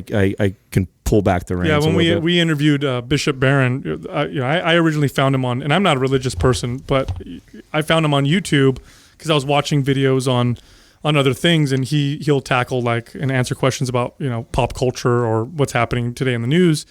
And here's this this Catholic bishop communicating in ways that I'd never heard anybody from that space communicate. And I thought, this guy's fantastic. So we got him on the show, and we did our interview with him, and he really spoke to purpose, which is different than a feeling. Like I think people tend to chase feeling, like I want to feel happy. I want to feel powerful. I want to feel sexy.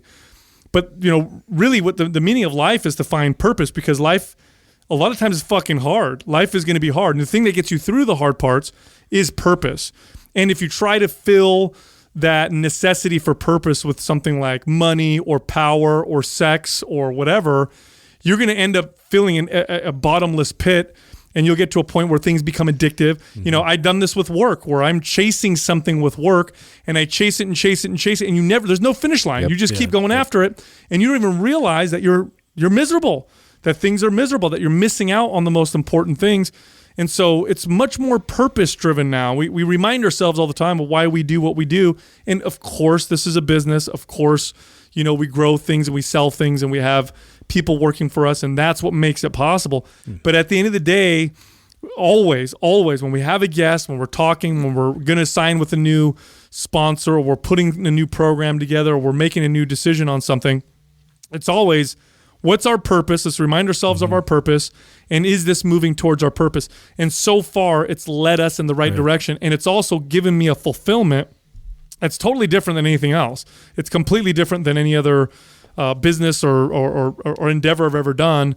And at the end of the day, look, there's always something at the top of your priorities list. There's always something at the top of your hierarchy, and if that is something that is this ideal of being a good human being, being a good father, communicating what's really going to give people, really benefit people and help people, then I think you're okay. And would I trade that for $1 billion? Absolutely. $1 billion means nothing without purpose. I think we're all okay with how long it may take, for us to get, further along with this business, as long as we maintain our core values and our integrity and our message. And I think that was sort of established early on.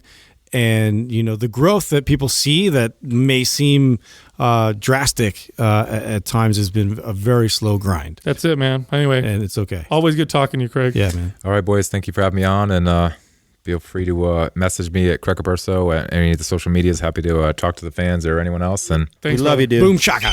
This Quah is brought to you by Organifi. For those days you fall short on getting your organic veggies or whole food nutrition, Organifi fills the gap with laboratory-tested certified organic superfoods to help give your health and performance the added edge. Try Organifi totally risk-free for 60 days by going to Organifi.com. That's ORGANIFI.com. And use the coupon code MINDPUMP for 20% off at checkout. Our first question is from Trigger Nick. Nick's been triggered. Whoa. What is the best and most efficient way to reset your CNS or rest it? Did you pick this, Sal?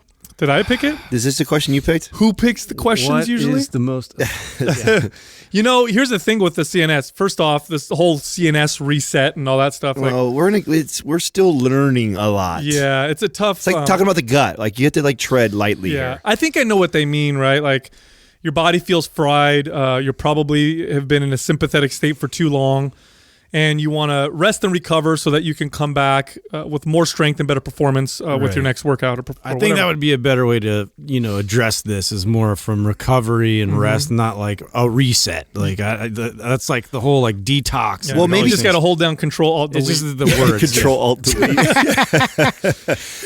Delete. Could it be too like we're talking more? Maybe they're referring more to like the circadian rhythm. That's part of it. It's all. See, here's the thing. This is what's difficult about your central nervous system. Everything affects it. So here's what I mean by that. Let's say, being awake. Yeah, let's say you work out really hard. You're like, man, I feel fried. So what I'm going to do tomorrow is I'm going to relax, and I'm going to sit on the couch and watch the news. And there's like some stressful shit on the news. Yeah. And you're sitting there. You're probably not doing a great job of resetting, if you will, or resting your CNS. Well, what about like the float tank, for instance? Let's talk about that in terms of like eliminating all potential factors there as far as like stimulation is concerned. That's a great point, because when you're in the float tank, there's no light. It's simulating, that you're floating, so you don't get a lot of, sensation in terms of the touch. Gravitational forces as much. Yeah. Now, the other part of it is when you're in there, what you're thinking about can also affect your CNS. True. But I was just gonna say, one of the best things you could possibly do is go into nature and do something relaxing in nature, because you don't have all the EMS, excuse me, signals. You don't have your phone in front of you. You're maybe meditating. You have quiet. no distractions. Yes, that is one of the best things I've ever done. I don't know about you guys, but when I go into the woods or I go to the beach, I know it does. what does it sound like? It just sounds like you're going either a horror movie or going to find porn. Like there's like only two options there. Yeah. When I go into the woods, well, I don't have the woods anywhere near me, so I don't get a chance. Grandmother's house. But I notice this a lot, more so than so this happens occasionally training, and I share it on the show all the time of overreaching and pushing too far. And when that happens, I tend to spend the next day doing more recovery type based movements, so mobility work, meditation, getting in the sauna, whatever. But then sometimes, like you said, Sal, the things that could fry the CNS are many things. It's not just exercise. So a high stress day is probably the more common thing that I think that people don't address or think about. Sure, when you overtrain and you feel hella sore and you're achy, that's pretty obvious that you fried it a little bit, right? But when I'm stressed from work is probably when I think I have to be more mindful. And so one of the practices that I try and do is on days like that, going for a nice slow walk. And that's I've shared on the show many times. It's one of my favorite things to do with Katrina when I get home for work is to do that. And that really allows me to calm down. And I could feel that too. I could feel the just kind of walking out there and being out. I don't have the woods like Sal's talking about, but I do. Just being out. Yeah, you are the only one. You're the only one that really can probably do that on a regular basis. I do, and I actually do that on a regular basis. There's a destination I'm always trying to kind of walk towards because it's such a beautiful, epic scene. So it's more of just being small somewhere. And I feel that being therapeutic in a weird way. But I mean, one thing that I was going to bring up, which I have actually repeated this a few times, just because I think of it more as like, even when we were talking to Dr. Cabral, like about trying to find my way back to like a parasympathetic state, which is something that I've never even thought about until I went through like the Wim Hof course and, kind of worked my way out of just, always just being so driven by overcoming things with my own tense, way of dealing with things. So I'll go back to breathing. I'll lay on the ground. I'll take Brain FM and I'll use the meditated, not the guided one, but just the meditation music on there. And I try as hard as I can to go through those repeated breaths, big deep breaths and then small exhale, and just try to get hyperoxygenated, and then really just try to calm my mind, and also just to get my breathing to get in that state. Yeah, it's a complicated answer because I'll give you an example. Like some of the most stressful on my CNS, in terms of my CNS, some of the most stressful times of my life involved no physical activity. Right. Where I'm sitting there and I'm thinking about something about my business, or I got bad news from the family or something, and I'm literally sitting there in this ridiculously elevated state, and it's just hammering my body. And some of the most relaxing times of my life have been hard workouts where I'm in the gym or in my garage and I'm training hard, and my mind is off of everything that's stressful, and all I'm focused on is the moment. And I enjoy working out, so it's this pleasurable experience.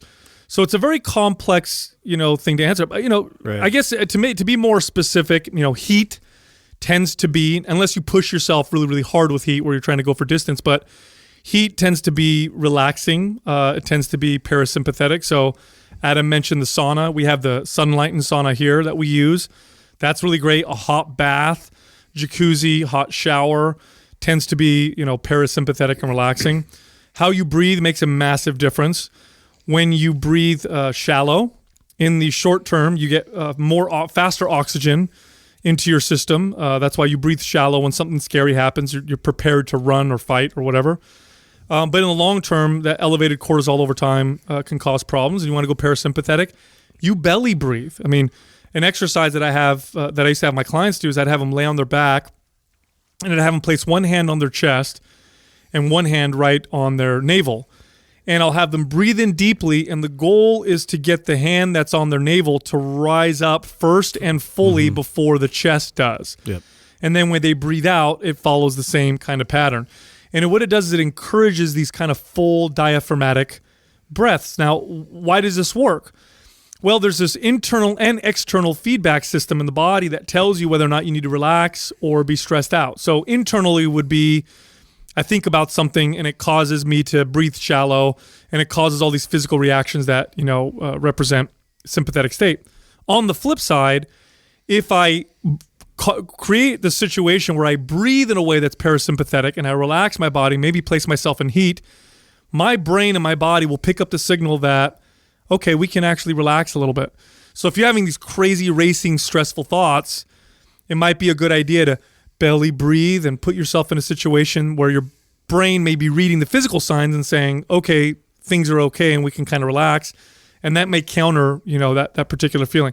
But it's an important thing to understand that you need to have balance. Like sympathetic is important and so is parasympathetic. The reason why we focus so much on this podcast in particular on parasympathetic is because modern life does not lend itself well to no distraction, no noise, no signals, nothing to think about. It's almost never that way. Like as soon as you wake up to the moment you go to bed, there's something going on. Flashing lights, sounds, anything's going to contribute to That's right. And it might not be extreme stress, like I'm not running from a crocodile or something, but it is this kind of low-level, moderate crocodile. That'd be fucking terrifying. Hey, in short distances, You can outrun it. In short distances, they're pretty fast. Yes, when they're 2 I'm feet more away. scared of bears. When they're 2 feet away from you, they are pretty scary. Well, it'll catch me because my sprint distance is about 10 feet.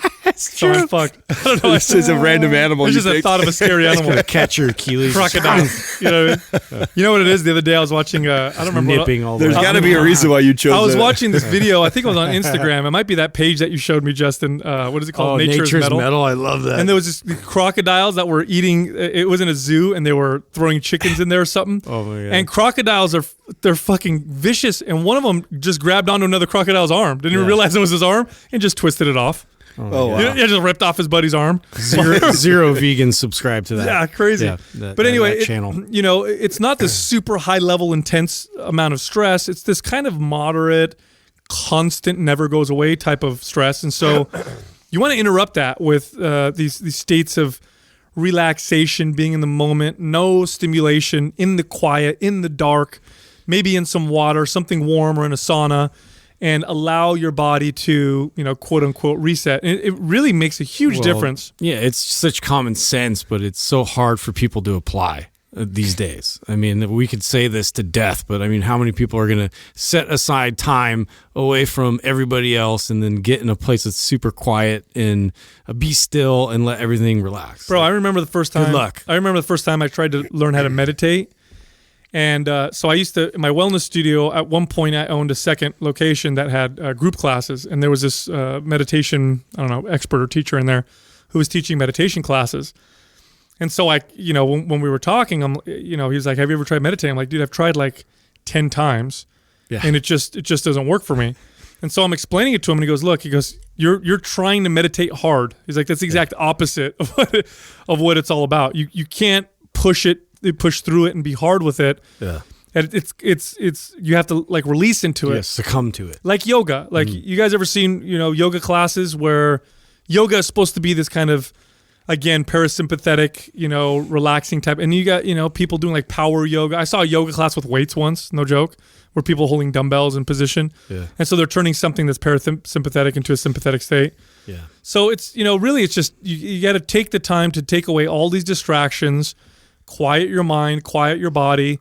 For some people, movement is easier. Like it's harder for me to sit still and quiet my mind than it is for me to walk and quiet my mind. I think it just occupies that part of my brain, that I'm doing something. And so it allows me to relax. But if you do that, you're going to perform better because you're allowing your body the ability to balance itself out, and adaptation happens better in that state. If you're constantly in this stressed state, you're never going to give your body or your brain or your mind or whatever the ability to get into that state where things do adapt and rebuild. It's always in this state of protection, and your body doesn't adapt very well in that particular state. Going to hold on to all resources. That's right. Next question is from Tizzle's Corner. Is there any benefit to training for hypertrophy while dieting? Of course. Absolutely. Of course. I mean, I think there's probably, it's always beneficial to train for hypertrophy, but more so in this, right? I'm glad that you picked this question, though, because one of the most common things that we get from somebody, especially on the forum, who just purchased like a MAPS program, is they open it up and then they see all the different phases that we've broken it up into, and they want us to tell them, should I be at a cut or should I be bulking, or where should my calories be in relation to the phase? And the truth is all the above. I mean, I think there's value to, training a hypertrophy phase and being in a surplus. I think there's value to training in a hypertrophy phase and being in a deficit. And so, it really depends on what your ultimate goal is, right? If our ultimate goal is to build and you want to bulk or you want to add size, well, it's probably more advantageous to be in a surplus more often than you're in a deficit if you're trying to build. If you're somebody who's trying to cut, then the opposite is true.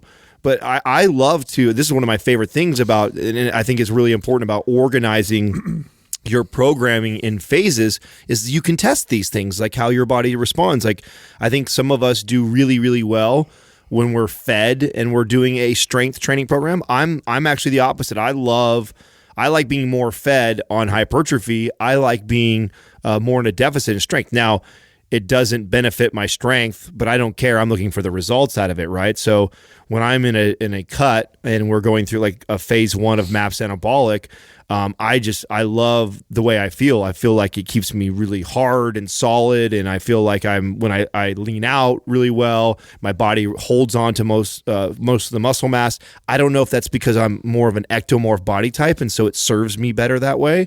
But other people are different. Other people would rather be in a surplus. I think it's important that you experience hypertrophy training, strength training, all these different phases, both in a deficit and a surplus, so you can see how your body responds to that. Okay, so resistance training is always, or should always, unless you're an athlete and you're very weary about weight classes and stuff, but your training should always be geared towards hypertrophy. So whether it's strength, whether it's the pump, or whether it's a pure hypertrophy phase, that's what resistance training does. Lifting weights builds muscle and builds strength. That's exactly what it does. Now let's think of the negative effects that you're trying to mitigate when you're dieting. Okay, let's think of the negatives. Now we know the good effects of dieting, which is getting leaner. That's why you're doing it in the first place. But what are the two biggest stumbling blocks that occur anytime you're in a deficit? Well, the first one is metabolic adaptation. My metabolism is trying to adapt and slow down.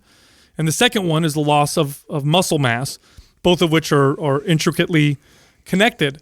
So why would you try to, train in a way that would not preserve muscle when you're in a deficit? It doesn't make any sense. That was going to be, part of my point is most people will tend to think that a HIIT style train or whatever would combo the best probably with being in a deficit, when in fact what you're saying, makes a lot more sense in terms of countering the effects of your body trying to adapt, downward into where it's trying to get rid of mass and, be more efficient at this new standard that it's you're applying and you're telling your body you want. So to go into hypertrophy training, makes even more sense, as you're going into a deficit. And sometimes what happens when you're dieting is, especially when you're getting really lean, like let's say you're a competitor and you're, 3 weeks or 4 weeks, before your show, sometimes all you can do is keep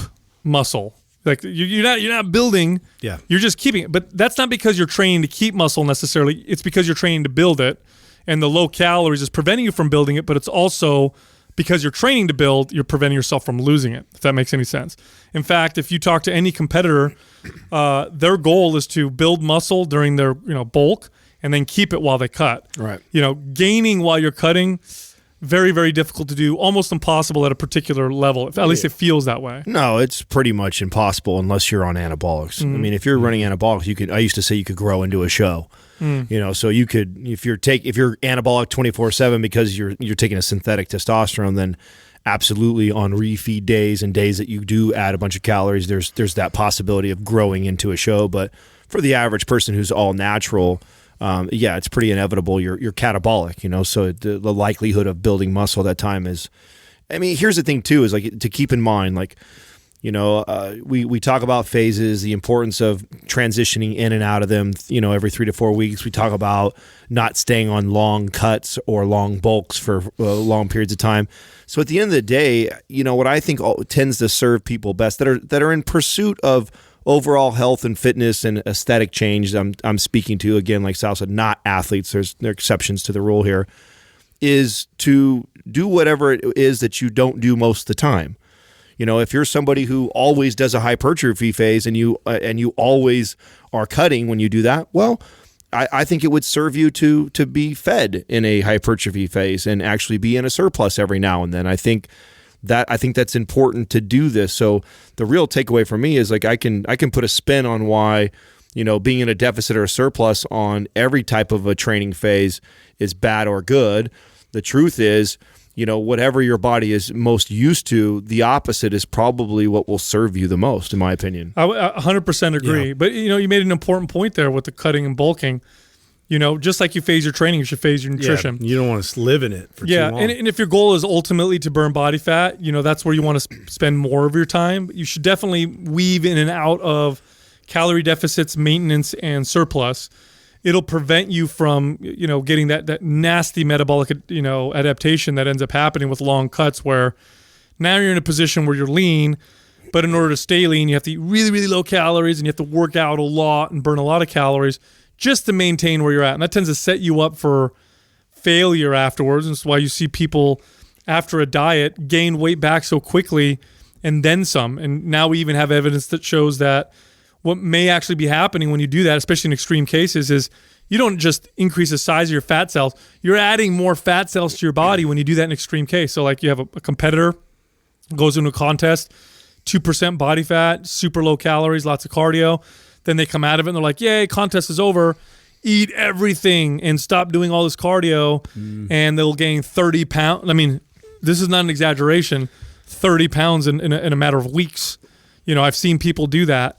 And now we have evidence that shows that they may not just be getting fatter in terms of the size. New fat cells. And what's funny? That's crazy. What's funny, dude? This actually makes sense.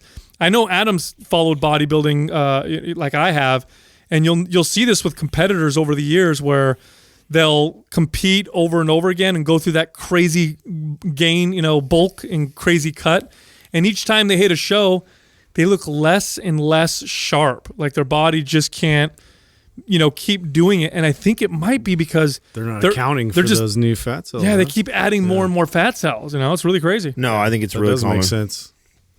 Next question is from Mr. James J. Cho. Will you guys ever come out with a Mind Pump personal trainer network so we can hire trainers we can trust?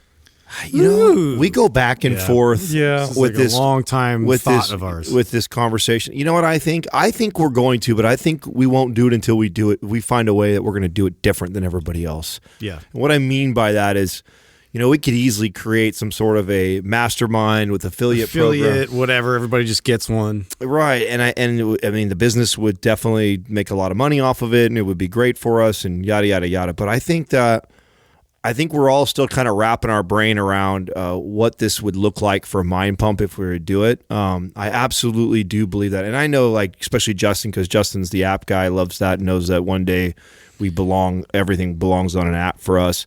And so, I know he's always these days. I know he's always envisioned this, and I forget the company who kind of does this. That I don't think it looks that great though, but where they highlight trainers, and it would be really cool if you could come to the Mind Pump app, and on there's trainers all over the country, and they're rated by stars based off the reviews. It's almost like Thumbtack. Yes, that's the company I was trying to think of, Thumbtack. So I think there is a way to do something like that where they're all certified by Mind Pump, and then on top of that, there is a Uber type rating system on there, so you could find a trainer. There's a lot of fact. We need a Silicon Valley wizard to come help us with that undertaking. But yeah, oh my God, our brain has been there even before we started Mind Pump. Right. So, that's definitely something that I think in the future you will see something where people can connect and find quality trainers that we will have some say as far as like who's aligned with us, but there'll be a lot more to that, and we'll go crazy with that once we actually get the tech support behind it, I think. Yeah, the big problem with this, and one of the big things that we get challenged with, is the quality control. Right. Because as we get bigger, there's going to be a lot of trainers that want to maybe get this certification, right? And the last thing that any of us want to do is have a certified Mind Pump trainer be not good, be terrible. And that's a little bit of a challenge because you want to grow it, but at the same time you want it to be perfect. And so, we could be in a situation where there's like 15 Mind Pump certified trainers. Yeah. And we have a market demand for you might thousands. Need to take a test, and that's going to take some effort for us to put together. But even that, see, here's the deal. Okay, here's the problem with that. And maybe this is because you could lack integrity still. That's what I'm saying. Maybe totally. And maybe this is to our detriment, right? There's a human element to it. That's right. We've all been trainers for a long time. This is why I think. Well, this is also why I think the Uber type rating system would be great for it, though. Sure. But see, even that, here's and I agree with you. I think that would be a way better improvement over what we may have now. And so I like that idea, but look, we've been training people forever. And if we were to actually really sit down and list all the attributes of a really good trainer, the list would be long as fuck. And some of the things I don't know how you would test for besides quantify it. Really. Yeah, besides I'd need to work with them for a year before I realize if they're really good. Well, the integrity piece is huge, right? You would just have to, bro. You of all people, you would just have to believe in the free market. Yeah. Well, you would have to believe that. The ratings eventually, that if that trainer doesn't have good integrity or that trainer doesn't have as many attributes as another one, that eventually that will be found out through people hiring them and training them, and then their ranking and stars would just be. I see it as being people we've met, person to person, and then we have maybe 10 that we know, and we can really put our name with what they're doing currently, and then that would be sort of the example that we build underneath. So here's what I'm saying with that, Adam. So that would be more of a trainer rating app or something that we develop. It would not be a service where they're Mind Pump certified. Well, so let me give you an example. Why not both? Well, here's the example. Like CrossFit, for example, very much had this mentality where all you had to do is get a CrossFit certification. You could become affiliated, and you can open up a CrossFit gym. And the belief from Glassman was cream rises to the top, and that's 100% what happened. But in the meantime, Lots you of had all these shitty coaches, training people and hurting people or whatever. And that's okay because they went out of business, but at the same time they were under the name of CrossFit. But imagine if they built it like what we're saying right now. Imagine if you used the CrossFit brand, right? So if you used it and you would be a part of this app, no matter where you're in the country, you'd be under there. And so there would be a living, breathing rating on there of people coming through class. And if you were a shitty coach who wasn't giving results and you were hurting people, you would probably have a 1.5 star rating. And even though you would be under there, you would just get. I have an idea. With that because then they just go out of business, which is what Glassman said. But I have an idea. What if there was a rating app like you're saying, and the only trainers that are Mind Pump certified are the ones that maintain a 5-star. Everyone else is still on there and has an opportunity to get themselves to move up, but only the top ones are the ones that we say are Mind Pump certified. You see what I'm saying? Oh, okay. I see. That's the thing. I don't want anybody to be a Mind Pump certified trainer just because they're on a rating app. Maybe that's part of the criteria is not only do you have to have gone through all this stuff to be on the app, but then in addition to that, to be technically certified, you have to average. How transparent are we? We just gave away a great idea. This is what we're doing. Yeah, someone's going to do it now. Please, somebody go build it for us. Somebody please go build it for us. Ideas are for everybody, dude. Like engineering this motherfucker. Yeah, I was going to say, who the fuck has time to do that? And paying for this motherfucker. We better get to a whole nother level before that happens. That's true. Yeah, like good luck trying to fucking build that. But we talk about it every day if someone's wondering. But till this day, the best, I hate to say it, the best way to find a good trainer is word of mouth. Till this day, if you know people that have trained with someone and really like them, that's probably a better, more accurate way to refer to a trainer than just looking at like certifications and what gym do they work at. Like do you know someone that you trust that really likes working with this trainer and really enjoys working I with have them? way more input on this, but I'm going to save it. Andrew PMF, do you ever wonder if you're swinging out of your league when it comes to your partner? Who's this referring to? I'll tell you what, when I first started dating Jessica, she's younger than me. She's not super like ton younger than me. She's 8 years younger, really attractive, really intelligent. And I'm a pretty confident person. I'm very confident in myself. However, I am also well aware of the fact that I'm a divorced dad of 2 children. And a lot of people it's like can -2 right away. Well, and that's the thing. A lot of people Makes you an 8 right out the gates. Yeah, you see, a lot of people can view that as a burden, or and people talk like that. Like you hear people talk like that, like, oh, they're really I want to date them, but they already have kids and they're divorced. What I mean? It's like this, right? Because now she has to deal with the challenges of having children, like right out the gates, 2, right? Like, boom, that aren't hers. She also has to deal with the challenge of my ex-wife being in her life, because whoever dates me, my ex-wife is going to be in my life for the rest of my life, and that's just the fact. And it's not because I want necessarily her to be in my life; it's because my kids are in my life, and that she's the other parent. Right. So those are two big things that at the time kind of weighed on me, and so I was really weary of that. And Jessica and I used to talk about it a lot, and. So you definitely are out of your league then, by those standards. Yeah. Well, we communicated a lot. Jessica's like a dime, dude, and if you're an 8, that would definitely. I'm a 6. Yeah. I'm a 6. I feel like guys always go 2 points up. Yeah. Right? Isn't that how it works? Maybe. I don't know. I don't know. I told her, hey, babe, one day I'm going to be rich. Don't worry. No, I think, it was, her and I had a lot of conversations around this, because I would kind of voice this. And she's such a loving, wonderful person. She's been an incredible stepmother to my kids. I mean, truly caring. It's funny, like just last night, she takes my daughter upstairs and she's teaching her, how to floss her teeth properly and brush her teeth properly. And then she plays hangman with my daughter in bed while she's going to bed. And the whole reason why she's doing it, she wants alone time to build, a relationship with my daughter. And I'll tell you what, man, as a father, you guys know how much I care about my kids. When I see that, that's worth $1 billion. That's worth more money, more than anything in the world. And so, I could see how I could get into that state of thinking like, oh man, I'm not worthy of this person. But I try to repay it by being a good partner to her and showing her how much I appreciate it.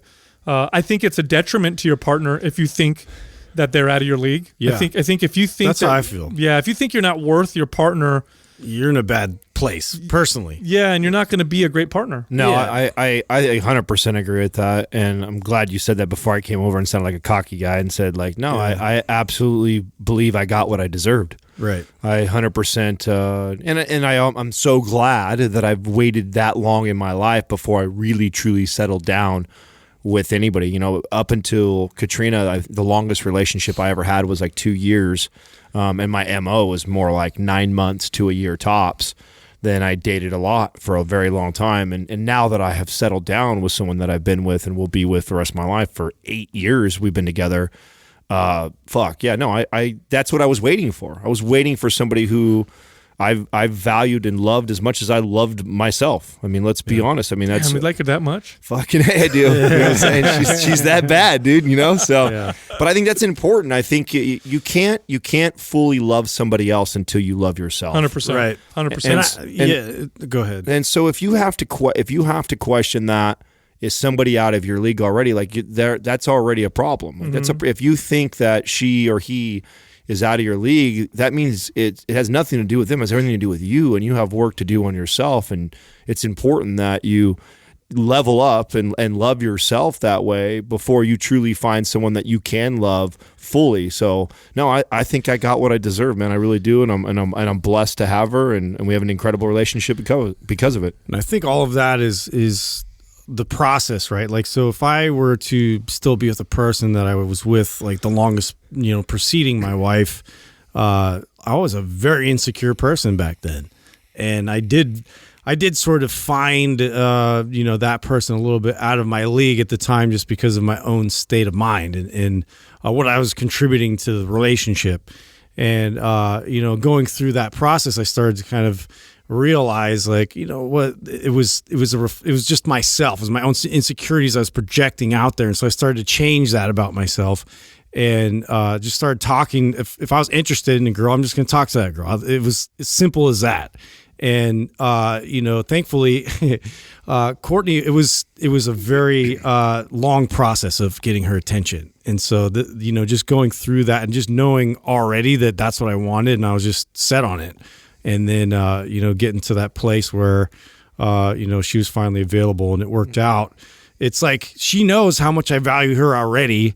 And then, you know, on the other end of that, I know how much she values me. And she, you know, tells me that all the time. And so it is. It's like I felt secure and confident in myself. And, you know, that she feels that same way. And so it's one of those things where that's why it works. Otherwise, there is going to be that little bit of conflict. Katrina tells this story to people all the time because she thinks I'm so funny because I'm terrible at sharing my emotions and feelings, but I'm also very radically honest, right? And so when we first started dating, I mean, this is actually before we're dating, we were first talking, and I had just came out of a relationship that I'd been in for a while, for almost 2 years. And I had told her straight up that, hey, listen, I'm just not in a place to commit to a relationship, but I love hanging out with you and I really like you. And we were kind of doing this like back and forth thing where we'd see each other every once in a while. And then I'd go, she used to say, I used to give her the stiff arm when we get really close. That's what she used to say. And I remember, you know, we did that for almost 6 months. And I still to this day remember the conversation. We were sitting in my room when she basically told me like that shit isn't going to fly with her anymore. But the way that she presented it and said it to me was so cool, and that was so easy for me to transition into like, fuck, this is the girl I want to be with. This is the girl that I want to date. Because up until that point, you know, there'd always be things that would happen in the relationship that I'd be in where I just didn't feel like their communication level was at mine, and I was like, there's no reason to fight. There's no reason to argue and call names or, you know, get so flustered over these types of things. Like if we're a true partnership, we're a team, like we should be able to be who we are and be able to communicate that to ourselves, whether it's a hard thing or not a hard thing. And that was something that I had so much respect for her at the beginning because I knew that she was in a position that was hard and difficult for her. And then the way that she communicated that to me and expressed that, it wasn't emotional, it wasn't irrational, it wasn't angry. It was just like, this is where I'm at, and this is, I respect where you're at, but this is the decision that I want to make, and I respect you if you don't. I was just like, fuck, dude.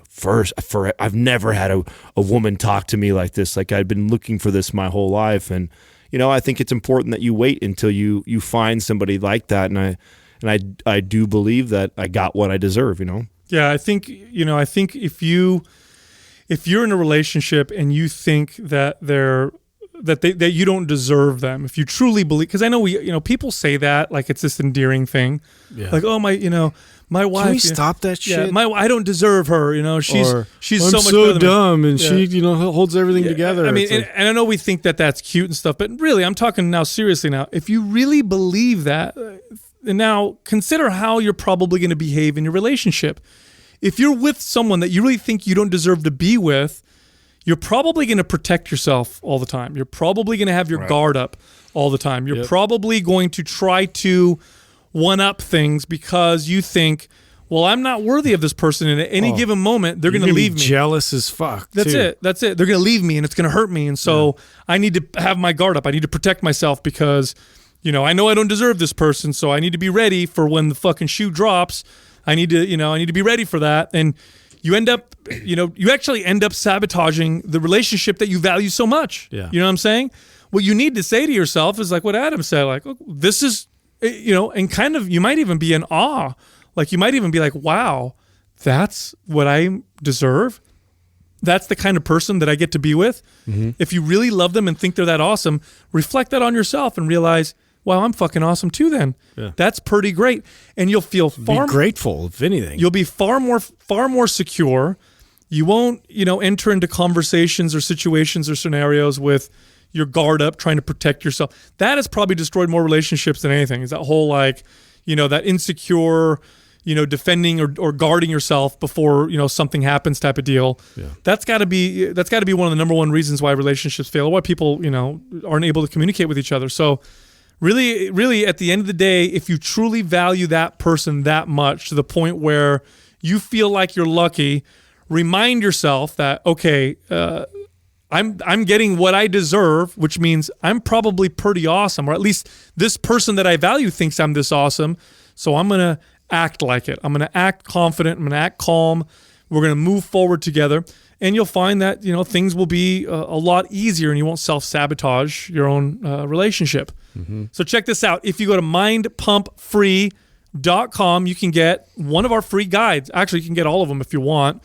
The newest guide, what's the newest one that came out? Is it the squat? Is it getting be able to squat like a pro? It's flying right now, too. It's a great guide. Teach you one of my favorites that you wrote. Advanced techniques on how to get your squat through the roof and build cakes like Justin. Hey. Thank you for listening to Mind Pump. If your goal is to build and shape your body, dramatically improve your health and energy, and maximize your overall performance, check out our discounted RGB Super Bundle at mindpumpmedia.com. The RGB Super Bundle includes MAPS Anabolic, MAPS Performance, and MAPS Aesthetic. 9 months of phased expert exercise programming designed by Sal, Adam, and Justin to systematically transform the way your body looks, feels, and performs. With detailed workout blueprints and over 200 videos, the RGB Super Bundle is like having Sal, Adam, and Justin as your own personal trainers, but at a fraction of the price. The RGB Super Bundle has a full 30-day money-back guarantee, and you can get it now plus other valuable free resources at mindpumpmedia.com. If you enjoy this show, please share the love by leaving us a 5-star rating and review on iTunes and by introducing Mind Pump to your friends and family. We thank you for your support, and until next time, this is Mind Pump.